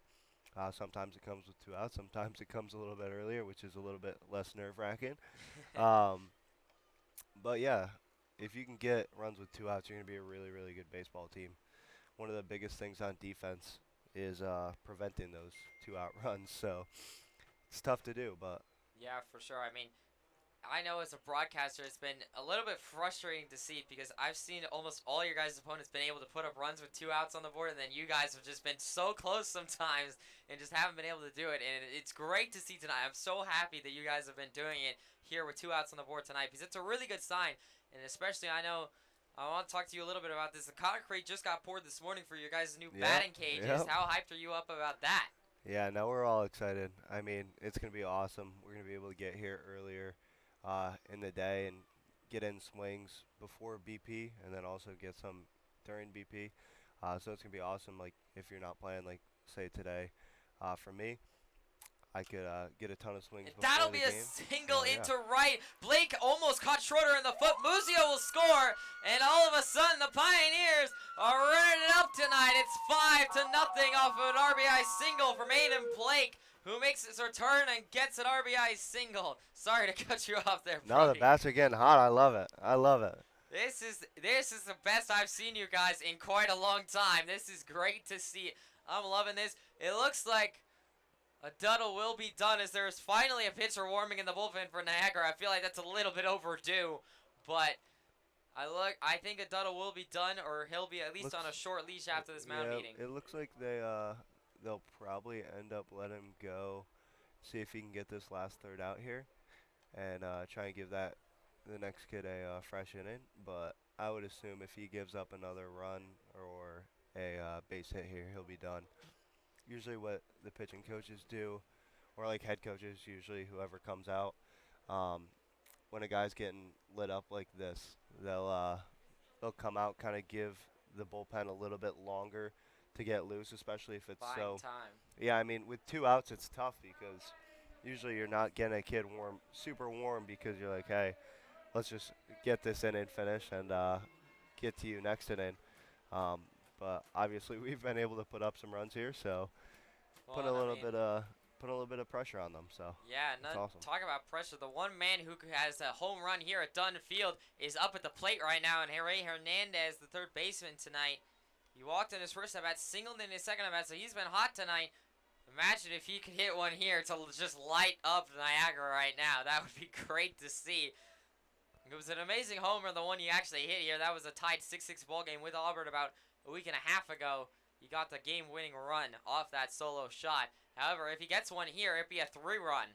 And that'll be swung on. That'll be driven right to the second baseman. The second baseman will field it, who caught it, actually. And so that'll be a line out for Hernandez. No homer. Pioneers put up 2 more runs in the bottom of the 5th. They lead it 5-0. We go to the top of the 6th right after this.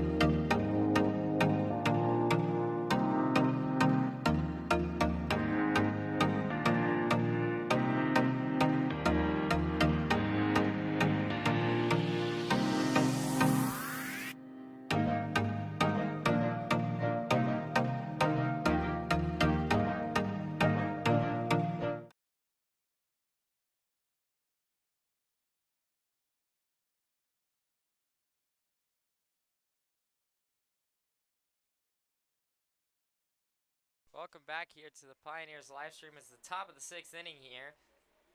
And the Pioneers, after putting up 2 runs in the bottom of the 5th, lead it 5-0 here over Niagara.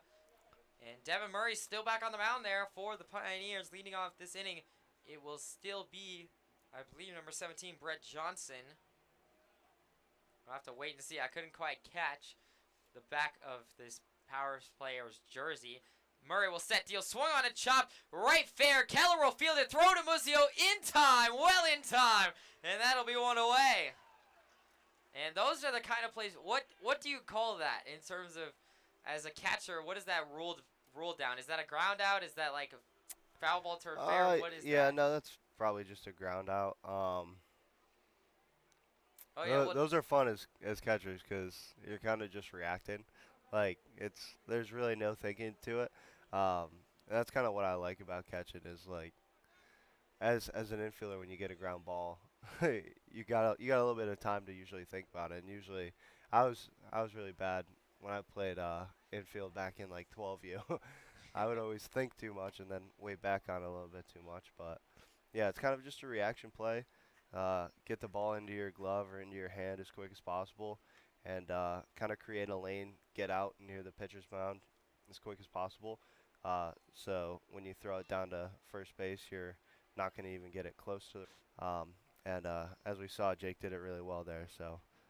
Yeah, I mean, I've seen you do that a couple times. And then one other thing that I wanted to ask you, this is really what I meant to ask, is that when there's 2 strikes, as that one is fouled off right by Morris, Billy Morris, the leadoff man who is now up at the plate. That was actually Pallister who was getting that first out, that ground out.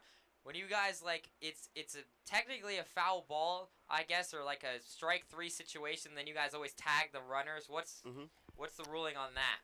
Yeah, so when there's no men on, or when there's guys on with 2 outs, if the hitter swings and the ball hits the ground, or we block it, we pick it, whatever, they can run to first base. It's called a drop third strike.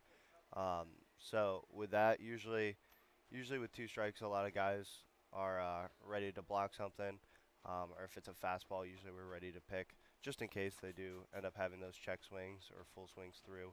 We can block it and either tag them out or get to first base pretty quick. But yeah, it's still ruled as a strikeout for the pitcher. So. That's what I was wondering. And that'll be a single up into center. Presto couldn't quite cut it off. So Morris will be over there at first. 1 out here on the top of the 6th.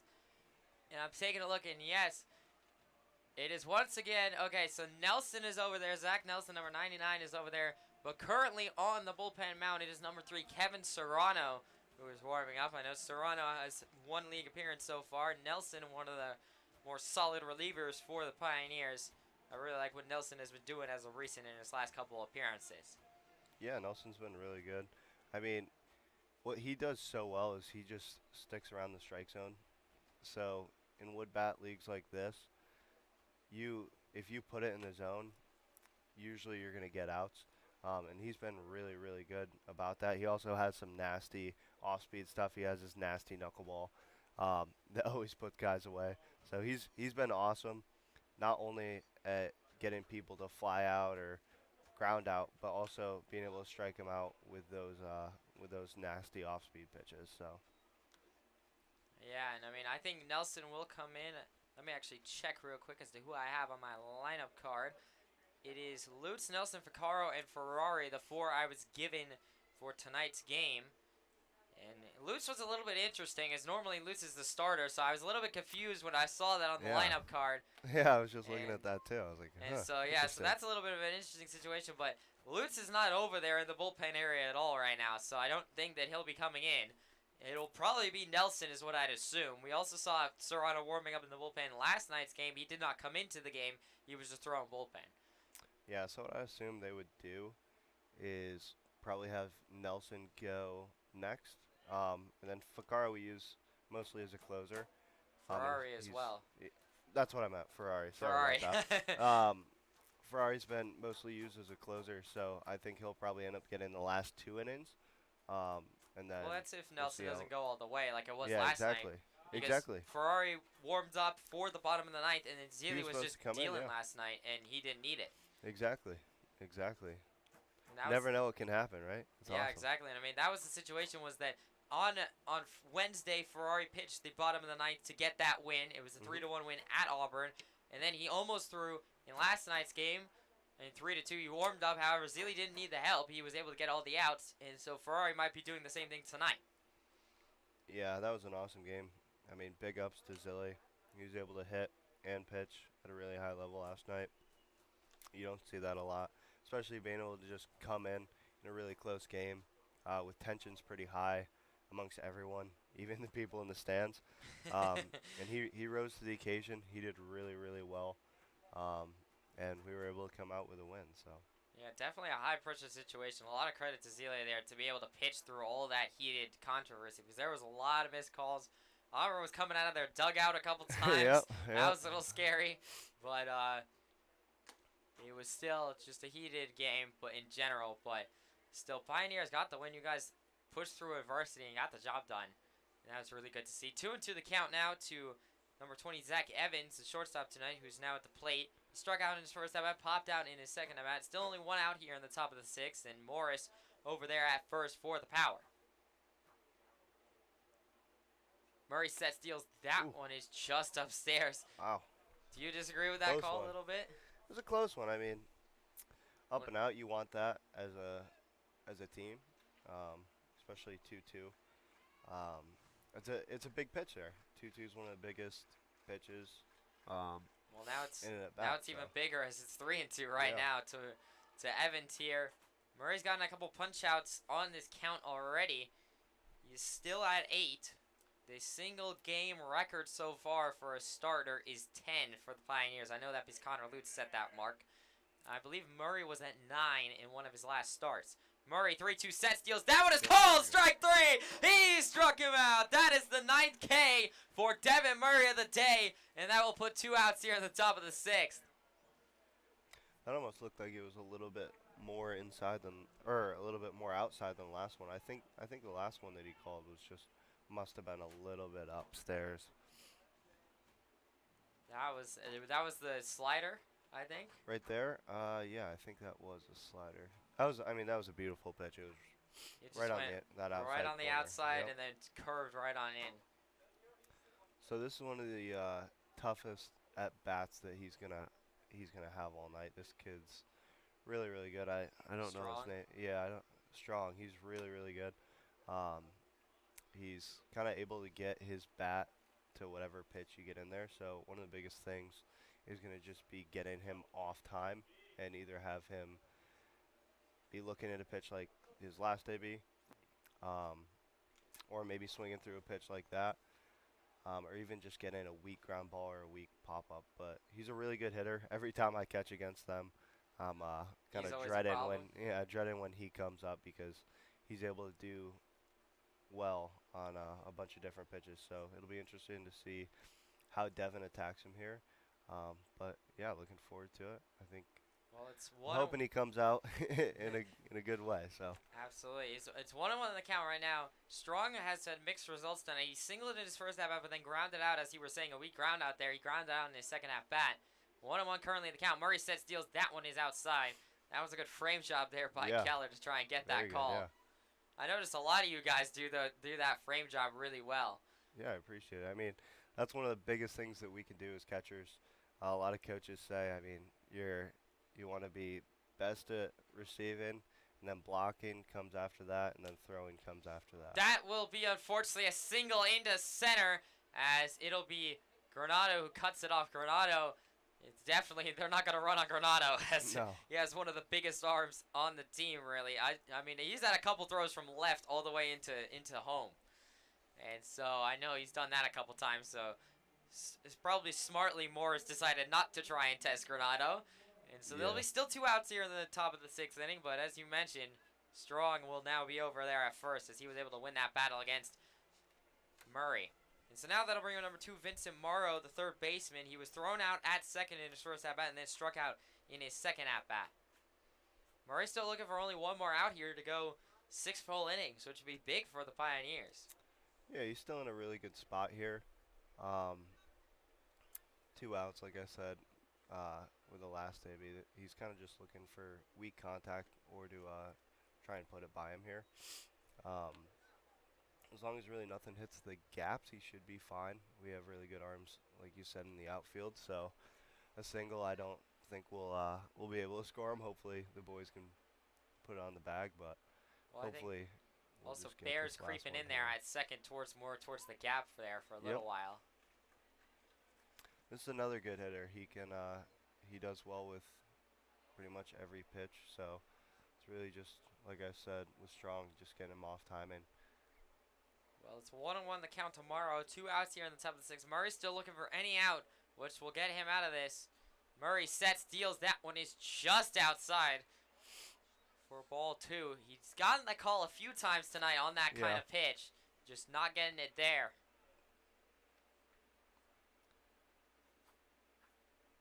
So 2-1 as Morrow will take the lead. Strong at first. It'll be Morris at second. Murray, if he could pick up a strikeout here, it would tie Lutz for the single game record at 10. He's currently sitting at 9. So I would love to see Murray get the strikeout here. Obviously, he has a little bit of work to do. He's only a 2-1 the count, but I'd love to see it here. Murray sets, deals, swing and a miss. That's a good start. That will even up the count at deuces wild. 2 balls, 2 strikes, 2 outs here in the top of the 6th. What do you think Murray goes to here? I don't know. So he was super out front on that one. So I assume that was probably a changeup. It's tough to tell from up here. But we'll see what he goes back to. I think a fastball inside could work, but I also think a changeup could work. Murray sets, deals. He does go fastball inside. Brody, you called it. That is called strike 3. That is the 10th strikeout for Devin Murray, which ties the single game record to end the top of the 6th inning. Once again, the power. No runs in the top of the 6th. We go to the bottom of the 6th right after this.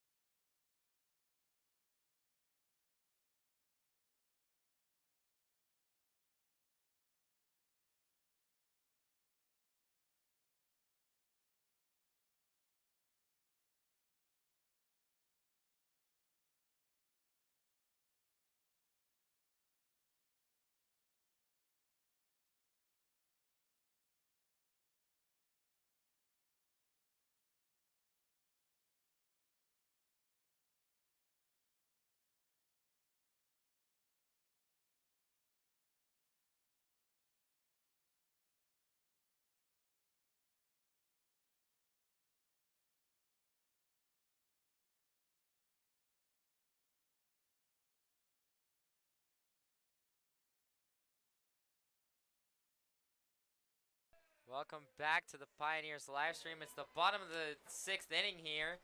I'm still joined here by Brody Barnstein. He's still alongside with me. It's now going to be a new pitcher on the mound for the Power and Andrew Fairbrother, as he will set deal ball one upstairs to Bear. Number 44, Chris Bear, the second baseman, will be leading off this inning for the Pioneers. He lined out in his first at-bat and struck out in his second at-bat. Fairbrother will set deal. Swing and a miss there by Bear. Count goes 1-1. We saw Fairbrother out the last time that you guys met the Power. That was a 14-1 loss, unfortunately. However, looking to reverse the curse here, and perhaps maybe even run rule Niagara tonight if Pioneers could put up another 5 runs. Yeah, we would love that one, wouldn't we? Obviously, that's something I talked to assistant coach BJ about in my coaches quarter today, was that you guys struggled against them last time, now trying to get some confidence, and you guys are in great shape right now. 3-1 the count now to Bear. Fairbrother in danger of walking him. He certainly has velocity, as we were talking about in the inning break. He throws hard, but he does not have the precision right now. Fairbrother will set deal. Swung on a driven right field side. That is unfortunately going to go foul. And that one almost goes into Nelson's glove in the bullpen. So that one will go 3-2. They're going to have to be my eyes down the third base line. Yeah. As it's a bit tight up here with 2 of us up here in the press box at Dunn Field. It's a very tight space, so we pretty much have to be each other's eyes going down the opposite lines. Yep. And that one will be popped straight up in the air by Bear. Third baseman will come under it and make the play. And so that'll be one away. It was Morrow who was at third tonight for the Power. That'll be one out here in the bottom of the 6th.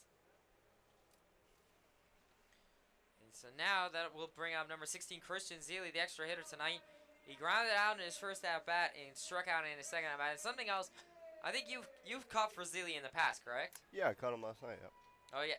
Well, yeah, I may or may not have missed that. I've caught him a few times before that, but last night was one to remember.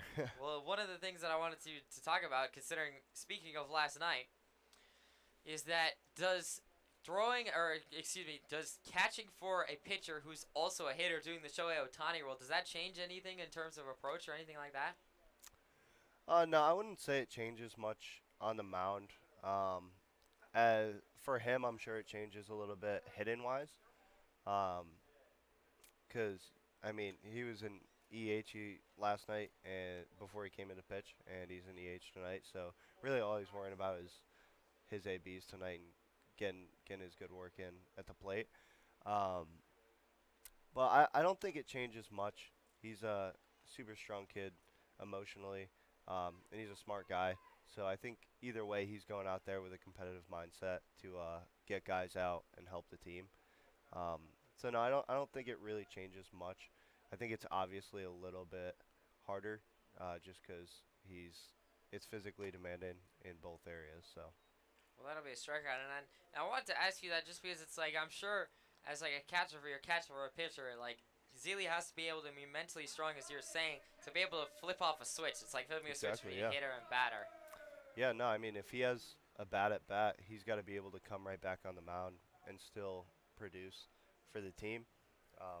So not only does he have to be super mentally strong, but he also, like, you can't be a selfish guy if you're doing both, and he's done it really well where he's for the team.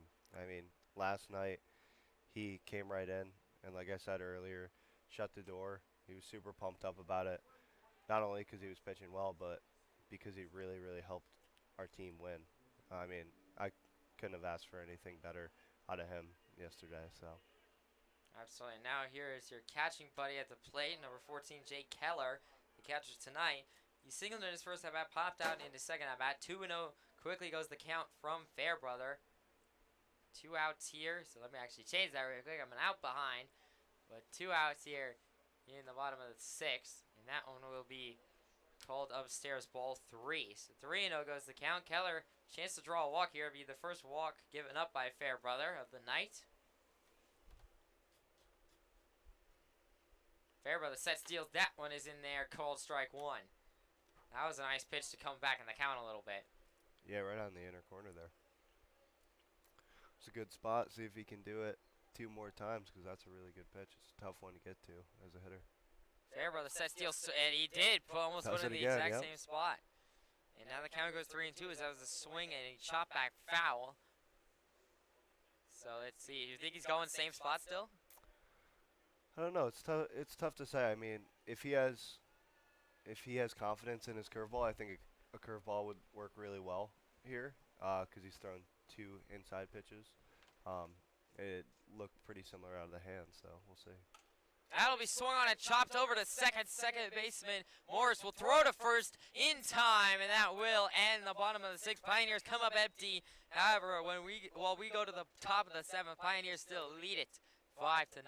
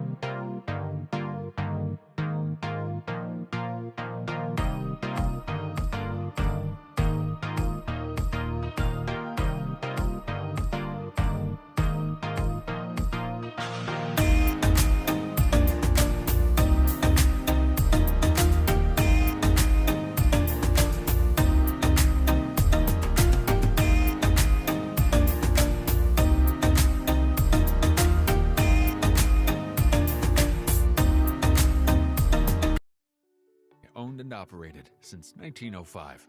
At the Hilliard Corporation, we've proven ourselves time and time again as the leading industrial manufacturer in the Elmira and Southern Tier region. We make the products you need with the quality you and your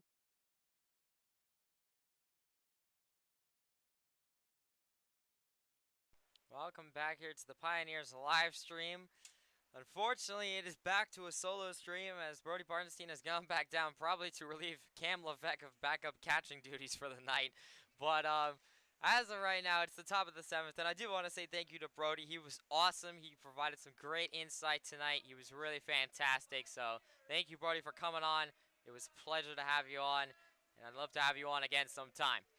And now there'll be a new pitcher on the mound here for the Pioneers to start the top of the 7th. It'll be number 99, Zach Nelson. Nelson, making his 6th appearance, has a 1.97 ERA. He also has 1 start in 13.2 innings pitched. He's given up 13 hits, 7 runs, only 3 of those earned, 5 walks, and 9 strikeouts to go along with a 1-1 record so far this season. Last time we saw Nelson out was on the 4th of July at Jamestown, where he threw for 2 innings, only gave up 1 hit, and had 2 Ks in that ball game. So now Pioneers, obviously with a 5-0 lead, a lot of breathing room right now. And they're just looking to have Nelson go through clean and then get the bats back up.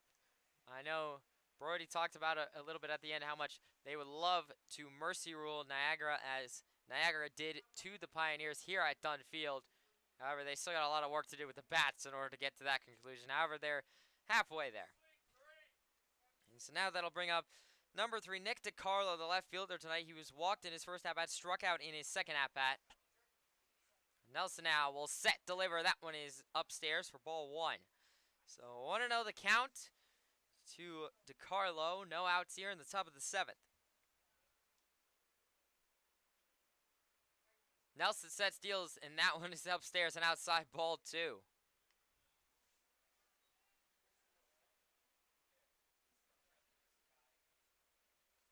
2-0 the count to DiCarlo. Nelson now will set, deliver, swing, and a miss there by DiCarlo. And a nice pitch by Nelson. Count goes 2-1.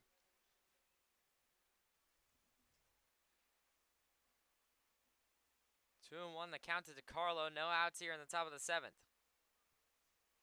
Nelson sits, steals, and that is a swing and a chop back foul. Count now evens up at 2-2. Nelson, a strikeout opportunity here in his first batter that he has to face on a 2-2 count.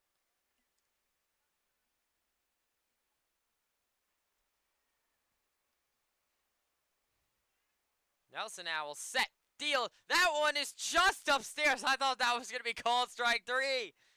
To be honest, that was a nasty pitch from Nelson.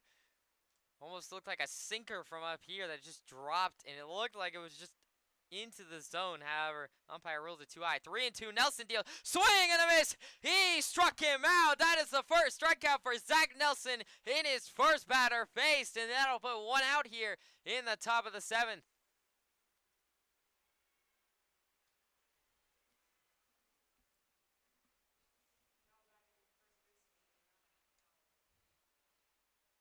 So now that'll bring up number 9, Cal Brazier, the first baseman tonight. He singled in his first at-bat, was walked in his second at-bat. Nelson sets, deals, called, strike 1. 0-1 the count to Brazier, one out here in the top of the 7th.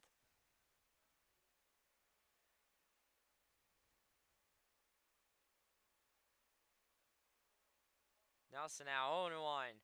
Will set, deal. That one is just outside for ball 1. So aces wild goes the count here. 1 ball, 1 strike, 1 out here in the top of the 7th inning.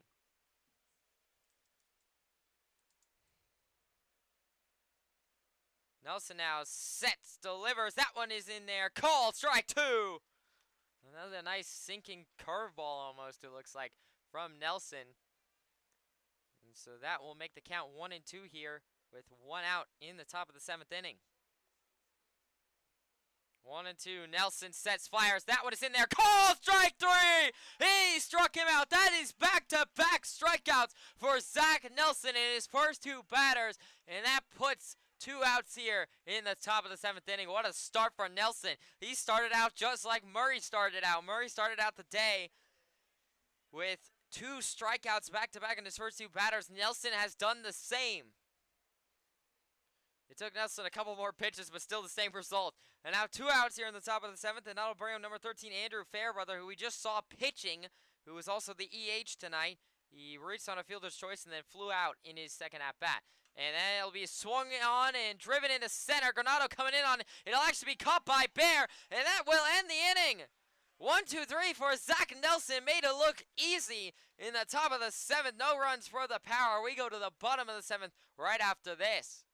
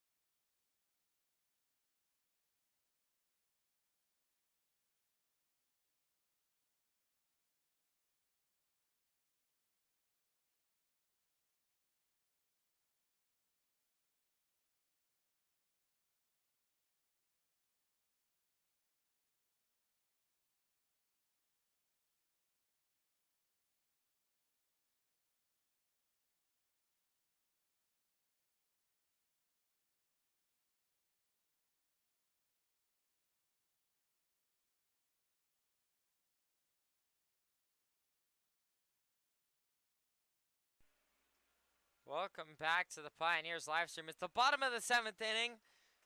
Andrew Fairbrother still on the mound for the Power. And leading off this inning for the Pioneers, it will be number 2, Dom Presto.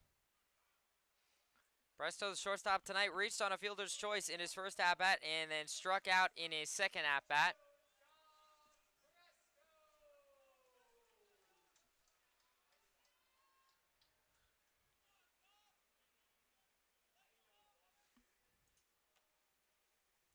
Pioneers in great shape to get through the rest of this ball game. They only have to go through 2 more clean innings, and then they'll get the win. And that'll be a hit by pitch to Presto. It hit off the side of his batting helmet. The left side of his batting helmet was hit. And so that'll be a hit by pitch walk to lead off the inning for the Pioneers here in the bottom of the 7th. And of course, if the Pioneers put up 5 runs in this bottom of the 7th, the ball game is actually over on a mercy rule. The Pioneers obviously got a lot of work to do before we start talking that, but just putting it out there as a possibility. Presto off of first. Charnetsky now up at the plate, number 24, the left fielder. Reached on a fielder's choice in his first at-bat and struck out in his second at-bat. The same story as Presto. And that'll be inside. Called strike 1. 0-1 the count to Charnetsky. No outs here in the bottom of the 7th. Presto hesitated as if he was going to steal second. He didn't. He's still back over there at first.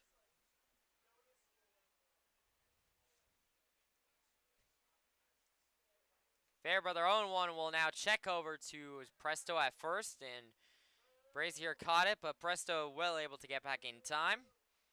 Still 0-1 the count to Charnetsky.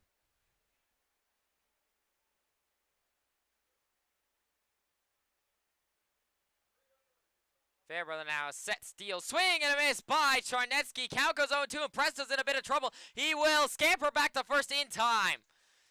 Presto got caught in no man's land almost, but he's able to get back. And so count will just be 0-2 to Charnetsky. No outs here in the bottom of the 7th. Presto lucky that he was able to get back fast enough. That's twice he's almost gotten caught. Fairbrother looks over to Presto. And now will set deal. Swung on a chop back foul by Charnetsky. Count stays 0-2.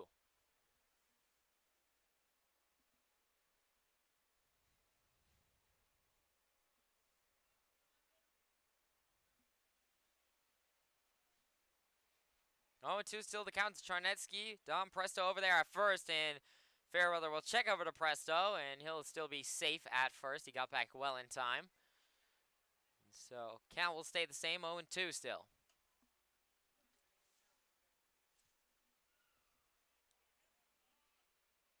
Fairbrother now sets, steals. That is going to be inside, and Presto's going to try and steal second. He will be safe at second.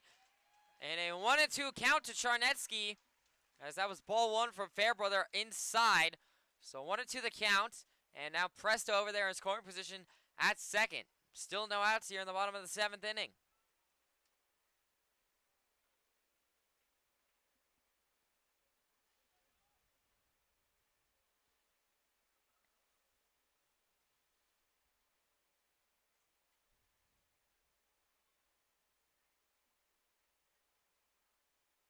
Fairbrother looks over to Presto at second, who has a big lead, and now will set, deal, swing and a miss by Charnetsky. He goes down swinging.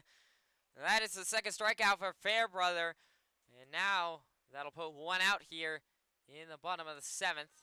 However, that also will bring up the leadoff man, number 1, Matt Granado, the center fielder tonight. He has been walked 3 times tonight. Granado, normally a single man. He's normally known for hitting singles. Not his relationship status, but what he hits in baseball. Normally he hits quite a few singles. However, he has drawn 3 straight walks tonight from 2 different pitchers. So it's been an interesting night for Granado as he fouls that one back for strike 1.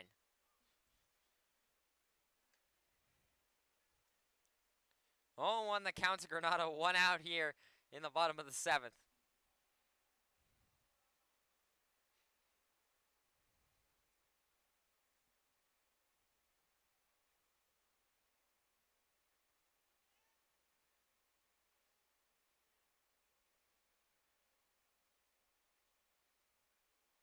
Presto off of second has a big lead again. Fairbrother looks that way.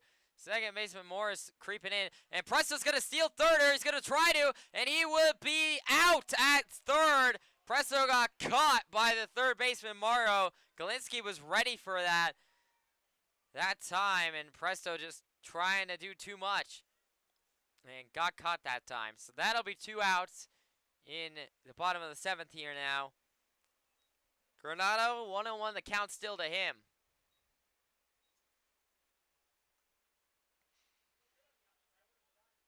Fairbrother now. Will set, deliver, swing on a chop back, foul by Granado, so the count goes 1-2. 1-2 the count to Granado, 2 outs here in the bottom of the 7th inning.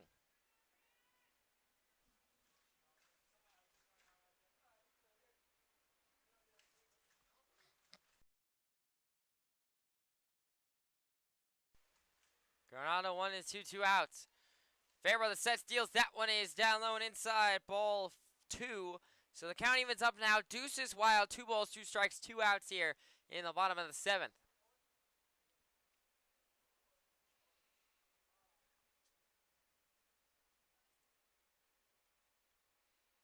Fairbrother now, 2-2. Will set, deal. That one is way outside past the catcher, Galinsky. And so the count will go 3-2 now.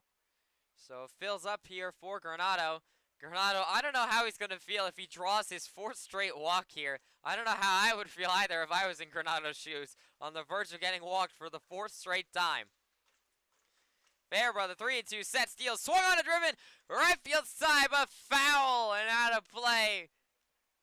So count will stay 3-2. I think Granado's going to get walked here. I really do. I truly believe Granado's going to draw his 4th walk of the night.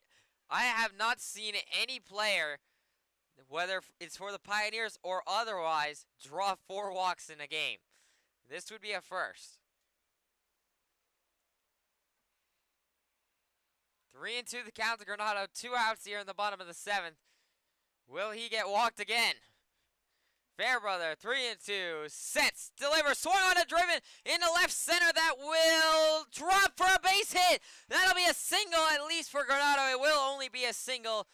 Finally, Granado is no longer walked. He walked 3 straight times, and this time he hits his number 1, I do believe his number 1 favorite hit, which is the single. So he singles here in the bottom of the 7th with 2 outs on the board.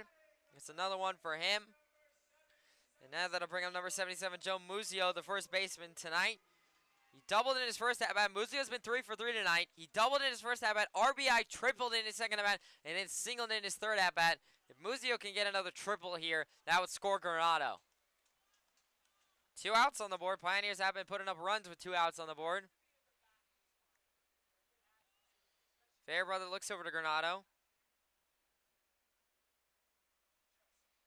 And now we'll set, deliver, and that one will be called strike 1 on the outside edge of the plate. So 0-1 the count to Muzio. Still 2 outs in the bottom of the 7th, so Muzio has to be careful.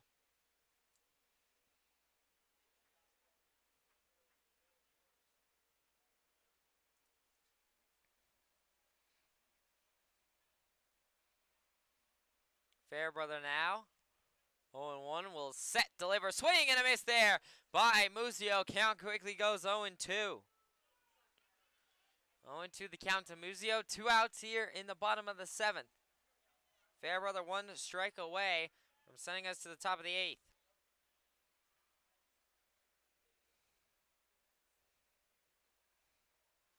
Fairbrother set, steal, swung on a driven. That'll be a base hit in the left. That'll be a base hit single. Muzio is 4 for 4 tonight. What a night for Joe Muzio.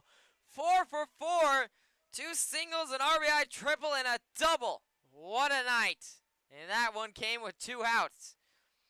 And now that'll bring out number 10, John Schroeder, the right fielder tonight. He sacrificed flight in his first at-bat, flew out in his second at-bat, and singled in his third at-bat. The bats for the Pioneers have been putting up a crazy number of runs.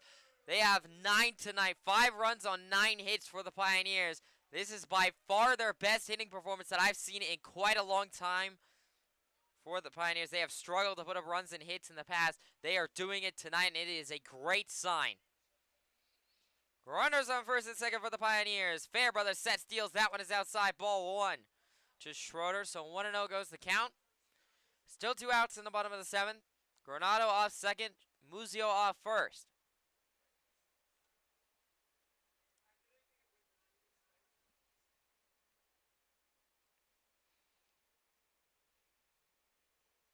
Fairbrother now looks over to Granado. 1-0 the count. Will now set. Fire. That one is way outside. Ball 2. 2-0 the count to Schroeder as he has a nice lead here, so he probably will take a swing at one of these next couple of pitches. 2 outs here, still in the bottom of the 7th. If Schroeder can put this in the right spot, he can definitely score Granado and maybe even Schroeder. Or excuse me, maybe even Muzio. Fairbrother deals. That one is upstairs. Ball 3. And now 3-0 the count to Schroeder. If Fairbrother walks him here, that would load the bases for Aiden Blake, who is coming off of his last at-bat with an RBI single.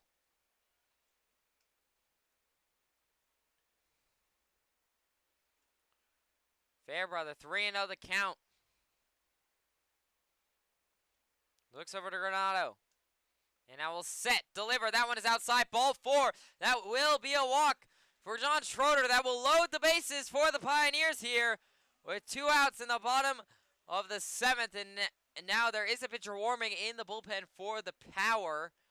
So they can potentially go to him here. And now there is going to be a mound meeting. I do not see a coach coming out, so it's just an infield mound meeting with the catcher. But bases loaded, 2 outs in the bottom of the 7th, and Aiden Blake at the plate. AB with a chance to drive in some runs here. Number 9, the designated hitter tonight. He struck out in his first at-bat, hit by a pitch in his second at-bat, and then RBI singled in his third at-bat. This would be massive to break this game open, as even a single here would probably score Muzio if it's hit in the right spot. And anything more than that, Schroeder, who has pretty good speed, can maybe even get around. We'll have to see. Obviously, with 2 outs, the only option is either a pitch that gets by Galinsky or a base hit to score Granado at least.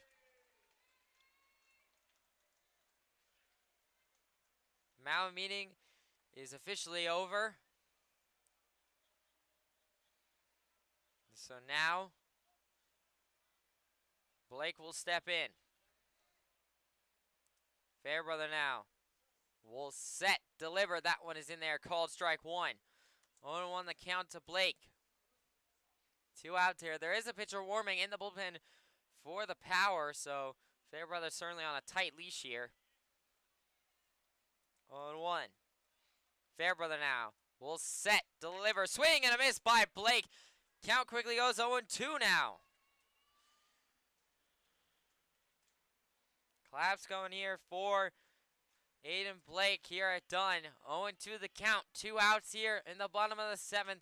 Blake trying to break this game wide open, even more than what it already is. 0-2. Fairbrother now will set, deliver, swung on a driven into right center. That might drop, and it will not drop. The right fielder, Strong, will come across and unfortunately make the play. Pioneers strand 3 runners on in the bottom of the 7th, come up empty. However, as we go to the top of the 8th, they still lead at 5-0.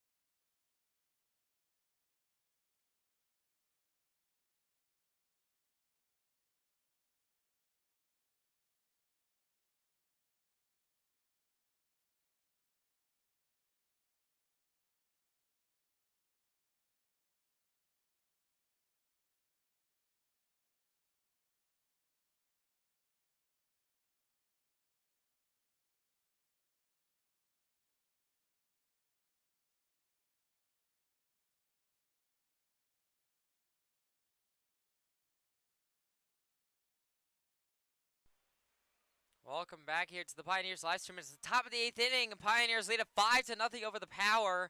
Zach Nelson still on the mound for the Pioneers to start at the top of the 8th. And Auburn down to the last 6 outs here. That's all they have left. in order to get 5 runs to tie or 6 runs to take the lead. Leading off this inning, it'll be number 28, Jeremy Galinsky, the catcher tonight. He lined out in his first at-bat, struck out in his second at-bat. That is swung on and popped up right field side, but foul and out of play. So the count will go 0-1. 0-1 the count to Galinsky. No outs here in the top of the 8th.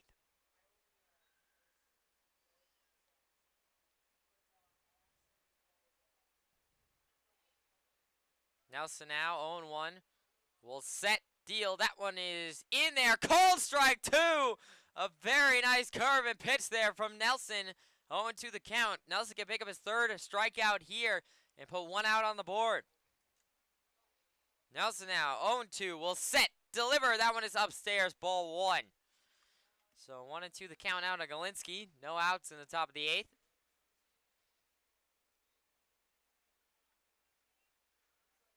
Nelson now will set, deliver, swing on a chop back foul. Galinsky caught all of it, and it just went nowhere.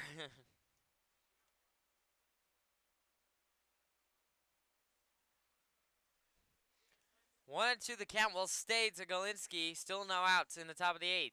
Nelson can still pick up his 3rd K here. Nelson now 1-2 will set, deliver, swung on a driven left field side, but foul. Count still 1-2. Nelson looking for a punch-out pitch here.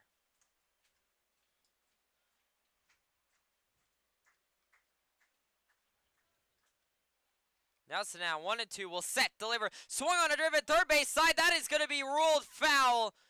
Luckily, it was skirting down the line, and so a very tight play there. Hernandez couldn't get to it, so that went all the way out to Charnetsky in left. However, it was foul, so everyone will come back. The count will stay 1-2.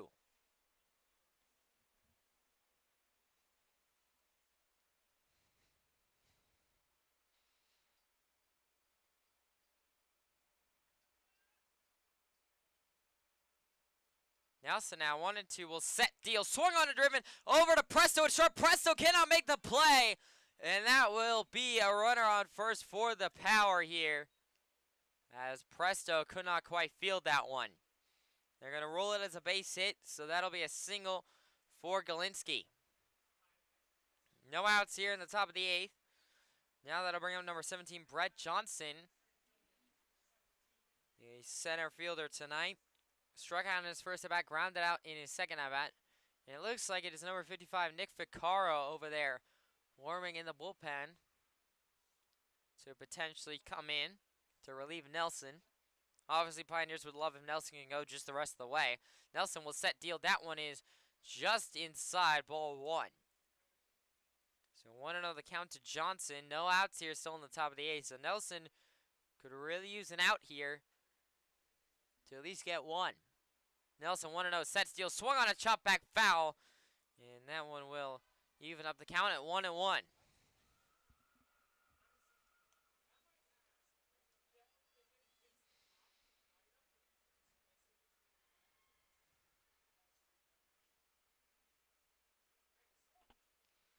One on the count now to Johnson. No out still. Nelson will set, deal. That one is in there. Called strike 2. 1-2 the count now. Nelson looking for his 3rd strikeout here to put 1 out on the board at the top of the 8th. This would be a big one. Nelson now 1-2 sets, delivers. That one is down low in the dirt. Called ball 2. So 2-2 the count now as it evens up to Johnson. Still no outs in the top of the 8th.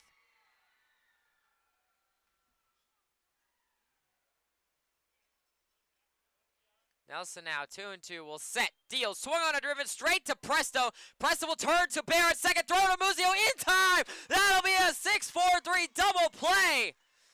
And that will be 2 outs on the board for the Pioneers.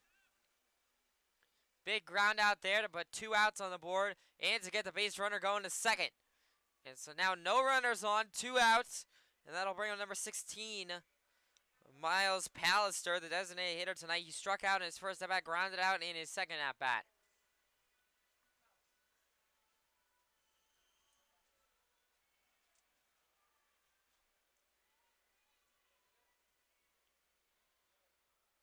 Nelson now will set, deliver. That one is going to be almost a hit by pitch. Pallister had to jump out of the way of that one, so the count will go 1-0. 1-0 the count to Pallister. 2 outs here in the top of the 8th.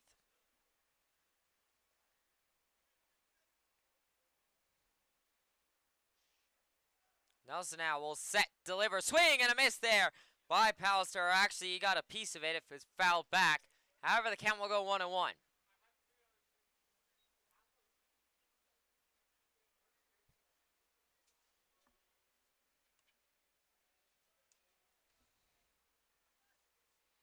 One and one the count to Pallister. 2 outs here at the top of the 8th.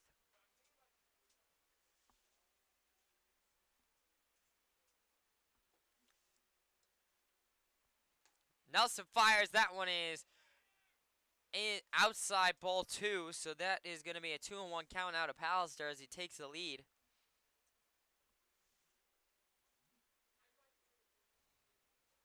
Nelson will set, deal. That one is upstairs. 3-1 goes the count.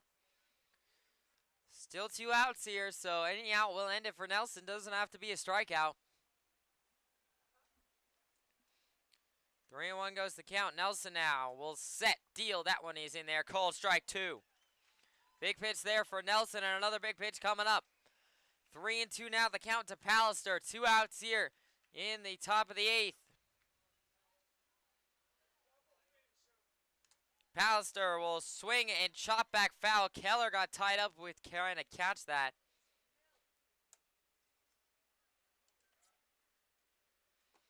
Count will go full now, 3-2. 2 outs here in the top of the 8th. Crowd going wild for Nelson, trying to get him to get this last out. 3-2. Nelson now will set, deliver. That one is going to be outside, ball 4. That will be a walk for Pallister. Now that'll bring up the top of the lineup for the Power again in number 41, Billy Morris, the second baseman tonight.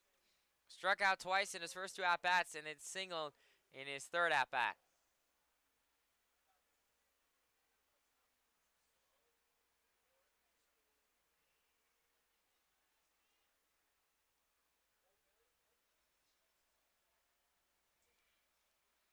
Nelson now sets, deals. That one is in there. Called strike 1 right down Broadway.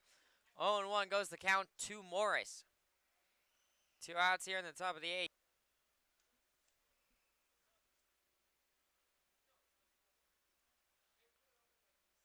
Nelson now will set, deliver, swung on a driven third base side, but foul. Hernandez will scoop it up anyways.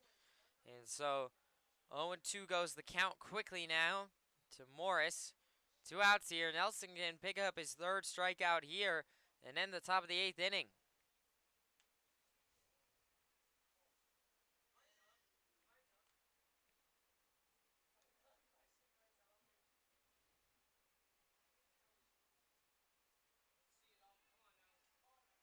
Nelson will look in at an 0-2 count.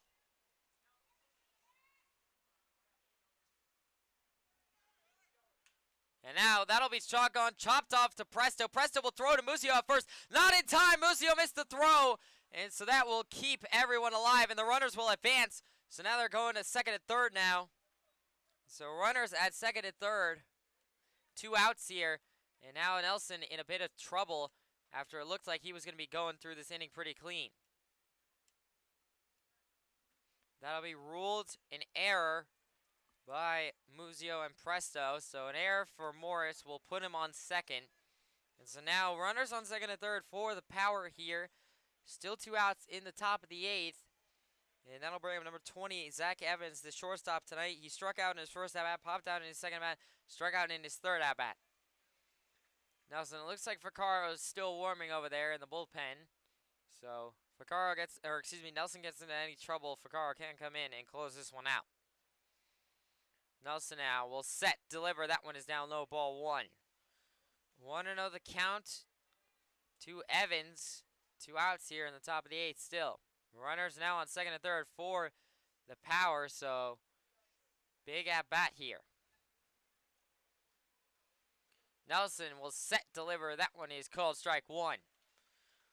1-1 the count now to Evans as it evens up. Still 2 outs in the top of the 8th.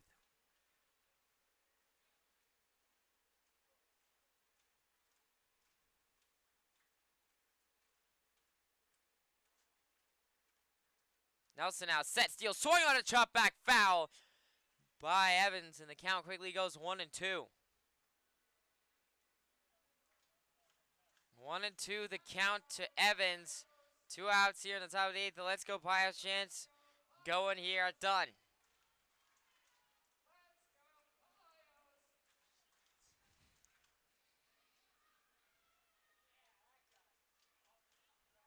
One and two now. Nelson will lean in.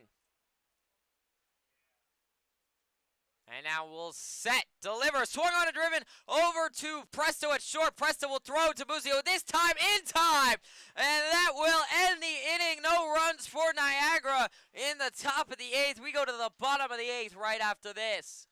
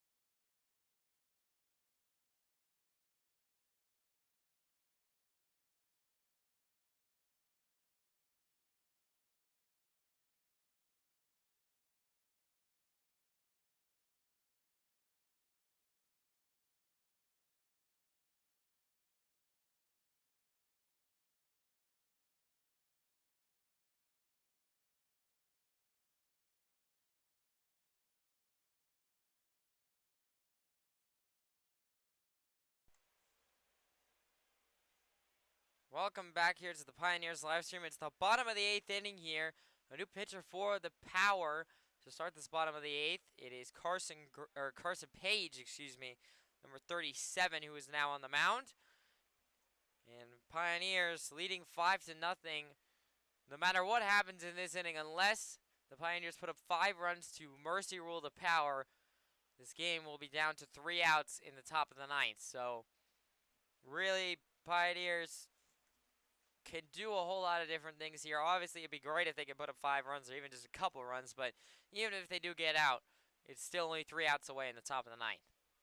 Leading off this inning for the Pioneers, it'll be number 47, Ray Hernandez, the third baseman tonight. He was walked in his first at-bat, singled in his second at-bat, lined out in his third at-bat.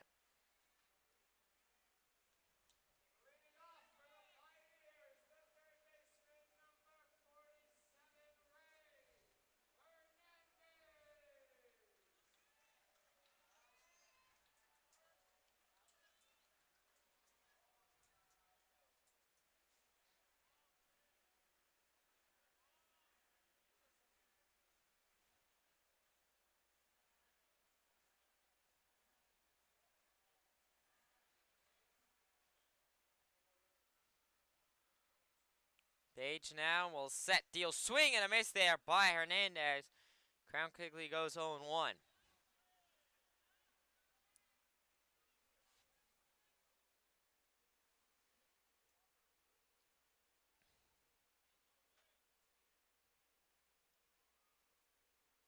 Page now sets, deals. That one is inside, ball 1.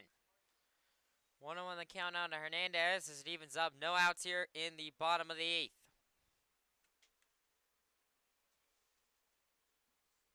Pioneers will be only 3 outs away in the top of the 9th once they get through this bottom half of the inning.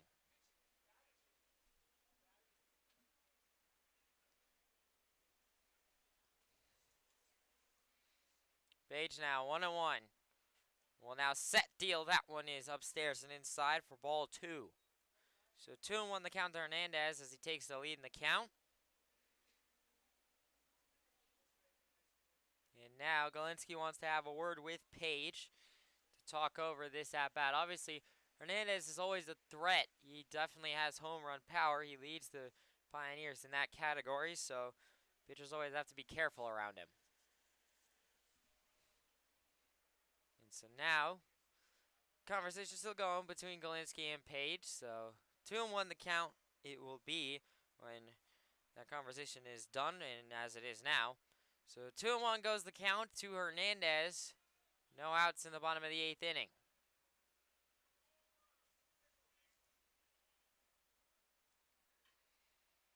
Page now will set deal. That one is upstairs and inside. Ball 3. Lost his cap on that throw.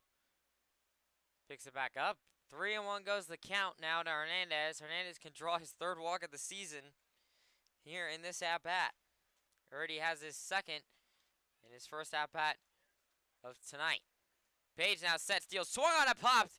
Left field side foul and out of place. So the count now goes full 3-2 to Hernandez. Still no outs in the bottom of the 8th. Pioneers in great shape to close this one out. Will be only 3 outs away in the top of the 9th once they get through the bottom of the 8th. Obviously, any run scored here, unless it's 5 runs scored, is pretty much just insurance and insult to injury. That one is chopped back foul left field side. Count will stay 3-2 to Hernandez.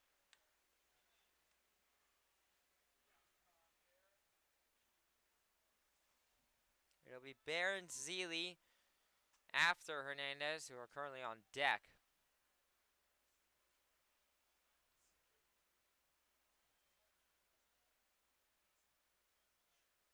Page now 3-2 set steals. That one is called strike 3. Hernandez goes down looking. That's the first strikeout of the night for him and the first one for Page. And so that will put 1 out here in the bottom of the 8th inning. And so now that'll bring up number 44, Chris Bear, the second baseman tonight. He lined out in his first at-bat, struck out in his second at-bat, popped out in his 3rd at-bat.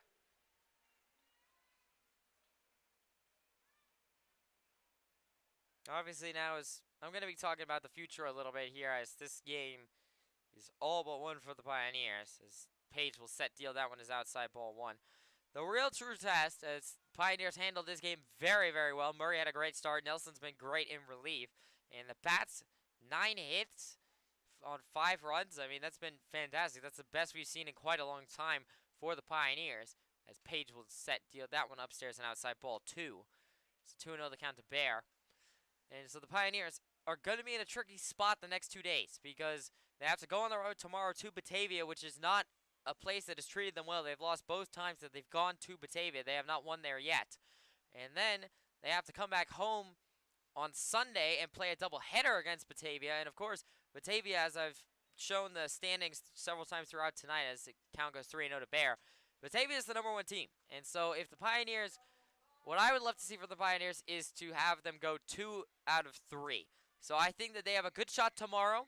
I think they're going to be riding high. I think they go there and finally reverse the curse in Batavia. They get the win. And then I think they come home and I think they split in that doubleheader as Bear is walked. And so if the Pioneers go 2 and 3, 2 out of 3 in the next 3 games, that would put them with tonight's win at 17 and 10. And that would put Batavia at 19 and 10. So not too far apart, and obviously they're getting a game back on Batavia. They're 2.5 games back right now of Batavia. And so Pioneers just looking to gain a game back, and I think that's the best shot of them doing it. It all starts tomorrow night, and obviously I would love to see the Pioneers go to Batavia tomorrow and take down the Muck Dogs. It's been a painful place for the Pioneers the past couple starts. So obviously a big game and a big weekend coming up. And then, obviously, if they can do well this weekend against Batavia, it'll be all the better, because then they'll have an off day on Monday. They'll be able to rest up, and they'll need the rest, as then the doubleheader starts just flying at them. As literally the next day is at Newark on the 11th for a doubleheader. And that one is down low. Ball 2 to Zeile, so 2-0 the count to Zeile, who's now at the plate. One out here in the bottom of the 8th. Runner on first in Bear. And so the Pioneers in an interesting situation to say the least, but I think they're doing really well right now. And that's 3-0 the count to Zealy, so Page is about to walk back-to-back hitters here. And that would put 2 runners on and Keller at the plate.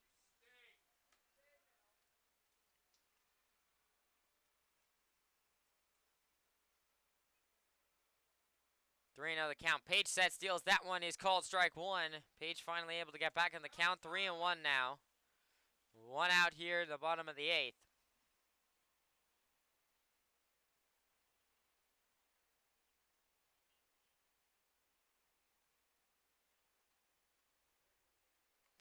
Page set, steals. That one is going to be ball 4 outside.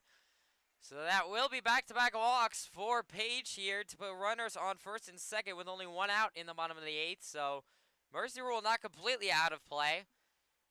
And so now that I'm bringing up number 14, Jake Keller, the catcher tonight. He's singled in his first at-bat, popped out in his second at-bat, grounded out in his third at-bat. Have to see what Keller can do here with only 1 out on the board.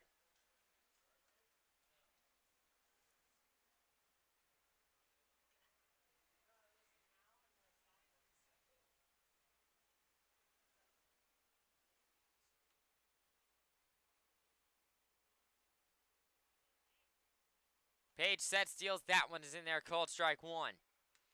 0-1 the count to Keller. 1 out here in the bottom of the 8th.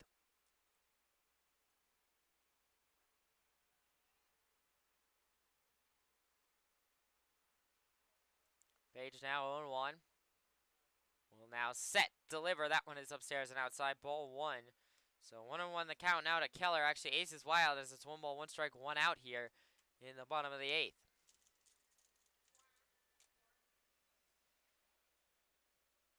Page now 1-1.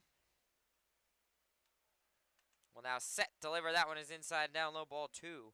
So 2-1 goes the count to Keller as he takes the lead. If he were to be walked here, that would be 3 straight walks for Page, but not only that, that would also load the bases for Dom Presto, who would be at the plate next. And Page set, steals. That one is down low and inside, ball 3. So 3-1 the count. This is definitely a possibility where Page walks a third batter in a row here. No action in the Power bullpen, so it is Page on his own.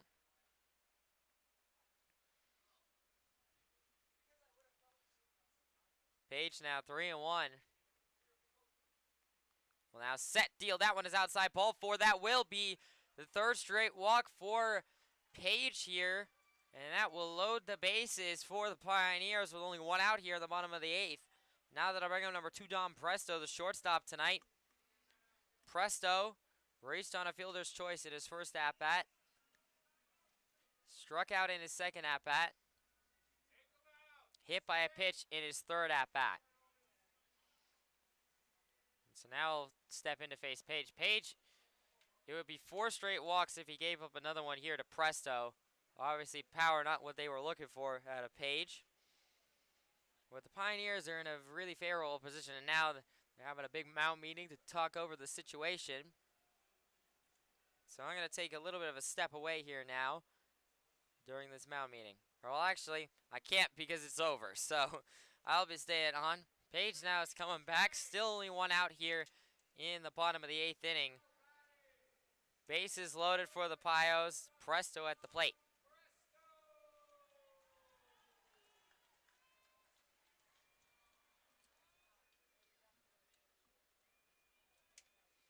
Presto now will step in to face Page. Page needs to throw some strikes here as he's walked the last 3 batters. That one will be ball 1 outside. So not a great start. Well, it is a great start for Presto and the Pioneers, who, if Page walks Presto here, that would be his 4th straight walk, and that would walk in a run. And it would actually walk in the man who he walked to start this inning, and that would be number 44, Chris Bear. That one is called strike 1, however, so that evens up the count at 1-1. And it's aces wild, actually, as it's 1 ball, 1 strike, 1 out here in the bottom of the 8th.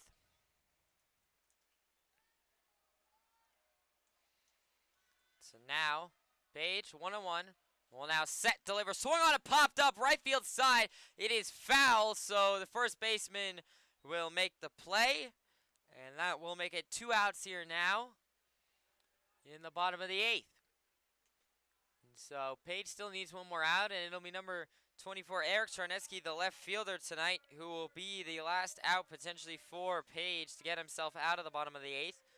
Even if he does get out of the bottom of the 8th without giving up any runs, Power will be down to their last 3 outs in the top of the 9th. Charneski now will step in.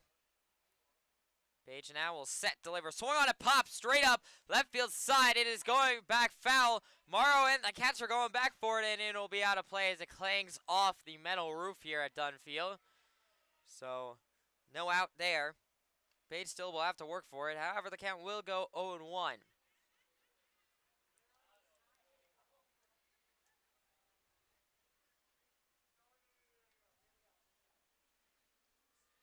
And now Page will reset 0-1 the count to Charneski here. Still 2 outs on the board.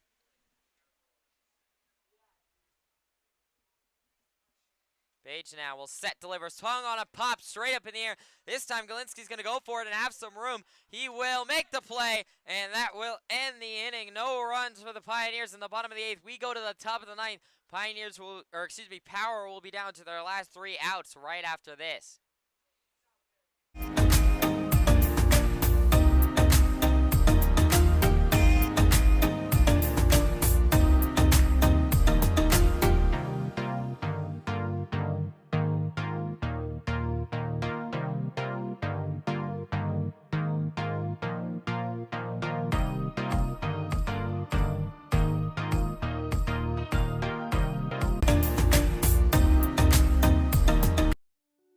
Owned and operated since 1905. At the Hilliard Corporation, we've proven ourselves time and time again as the leading industrial manufacturer in the Elmira and Southern Tier region. We make the products you need with the quality you and your business deserve. Industrial clutches and brakes, drivetrain products, filtration equipment, engine starters, braking systems. We engineer, manufacture, and distribute them. All of the products we manufacture are designed right here, so we truly know the products we provide for you, inside and out. On top of being an industrial manufacturer, at the Hilliard Corporation we also serve as a weld shop and machine shop. We specialize in creating custom parts and pieces to fit particular. Welcome back to the Pioneers live stream here. It's the top of the 9th inning where the Power will be down to their last 3 outs. And it'll be their 3, 4, and 5 hitters. That'll potentially be the last 3. Nick Ficcaro, a new pitcher on the mound for the Pioneers here to start the top of the 9th. He will get the task of closing out this ball game and getting the Pioneers out of here with a win. Ficcaro, making his 5th appearance, is a 4.69 ERA and 7.2 innings pitched. He's given up 4 hits, 4 runs, all earned, 5 walks, and 2 strikeouts so far this season. Last time we saw him out was on the 4th at Jamestown, where he threw for 2 innings, gave up 1 hit, 2 walks, and had 1 strikeout. And so now he will come up here against the 3, 4, and 5 hitters for the Power. Leading off, it will be number 44, Jackson Strong, the right fielder. Strong, one of the better hitters for the Power. He singled in his first at-bat, grounded out in his second at-bat, and then singled in his third at-bat.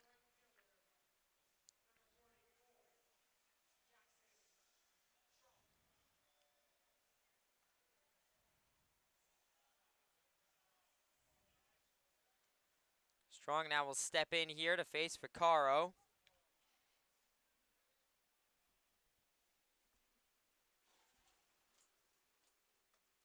Ficcaro now will set deal. That one will be inside for ball 1.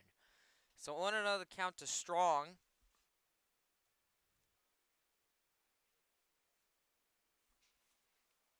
Ficcaro now will set, deliver. That one is just upstairs and inside ball 2. 2-0 the count now to Strong. No outs here in the top of the 9th.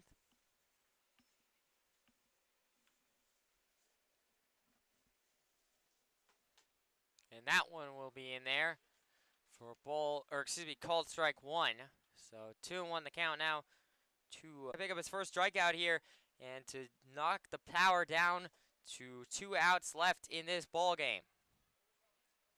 2-2. Ficarra now will set, deliver, swung on a driven right field side. Schroeder's going back for it. It is foul, and it will be out of play. So 2-2. The count will stay too strong.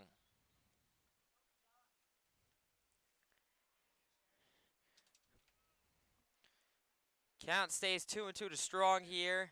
No outs still in the top of the ninth. Ficarra, this would be a big strikeout. As Strong is one of the tougher hitters to get out here for the Power. So if he can get an out or even a strikeout here, it would be big.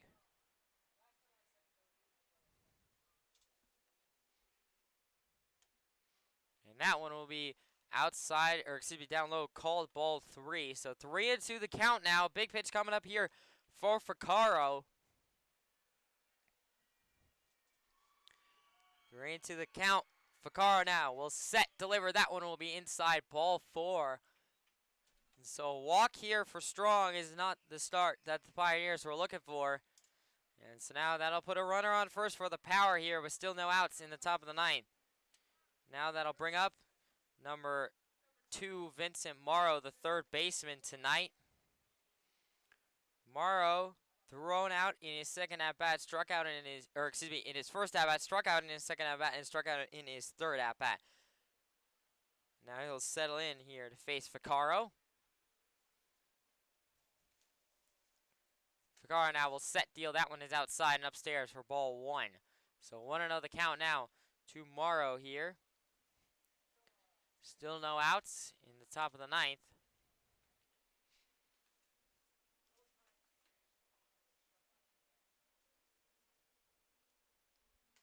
And that one will be in there, called strike 1. 1-1 the count now to Morrow. No outs here still in the top of the ninth. Ficarra looking for out number 1.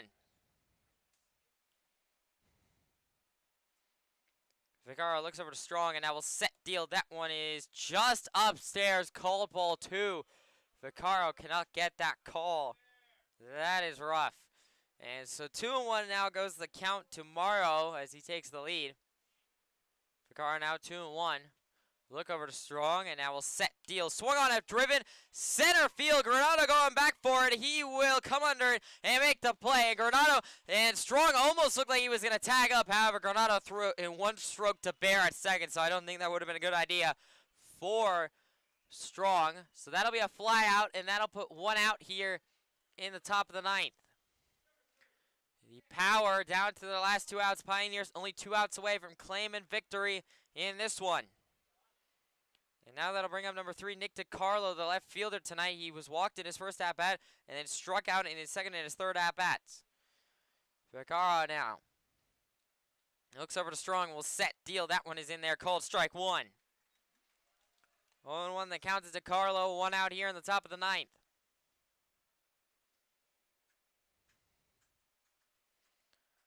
Ficarra now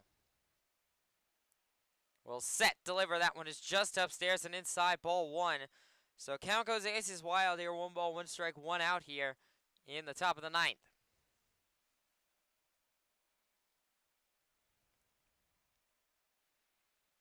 Ficarra now will set, deal. Swing and a miss there by DiCarlo. And the count goes 1-2. 1-2 the count now to DiCarlo. Ficarra can pick up his first strikeout here and put 2 outs on the board for the Pioneers. Ficarra, 1-2. Will now set, deal. Swung on a driven right field side. Schroeder going for it. It'll be out of play and foul. So the count will stay 1-2. 1-2 still the count to DiCarlo here. 1 out in the top of the ninth.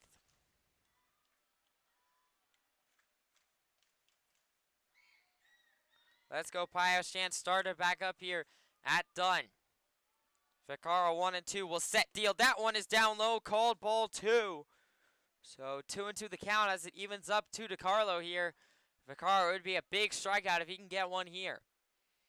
Obviously Ficarra working with 5 runs of a lead, so not in too much trouble. Ficarra sets, deals. That'll be swung on a driven to Ficarra. Ficarra will field it, throw to first, and Musio in time So that will be 2 away. Ficarro almost looked like he was going to throw to second. He didn't. He threw to first and got the out. And so now that'll be 2 outs in the top of the ninth. Power down to their last out here of this ball game. And number 9, Cal Brazier, will be the last out potentially. The first baseman tonight, he singled in his first at-bat, walked in his second at-bat, struck out in his third at-bat.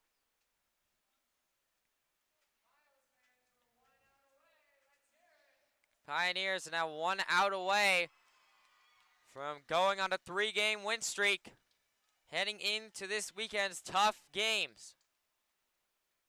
Ficarro will set deal. That one is called strike 1. Pioneers are 2 strikes away.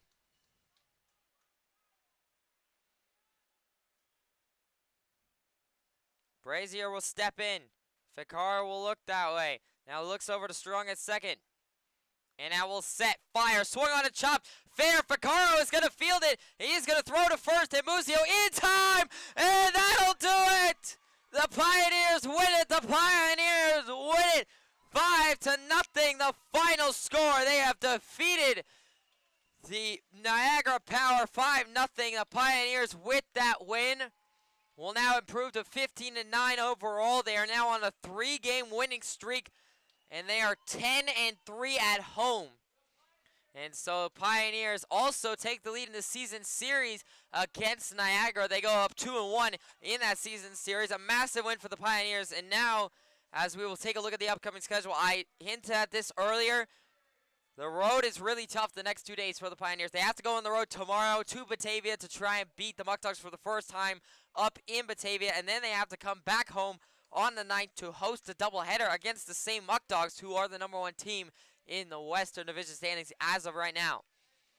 And then they'll have an off day on the 10th. On the 11th, they'll be at Newark for a doubleheader.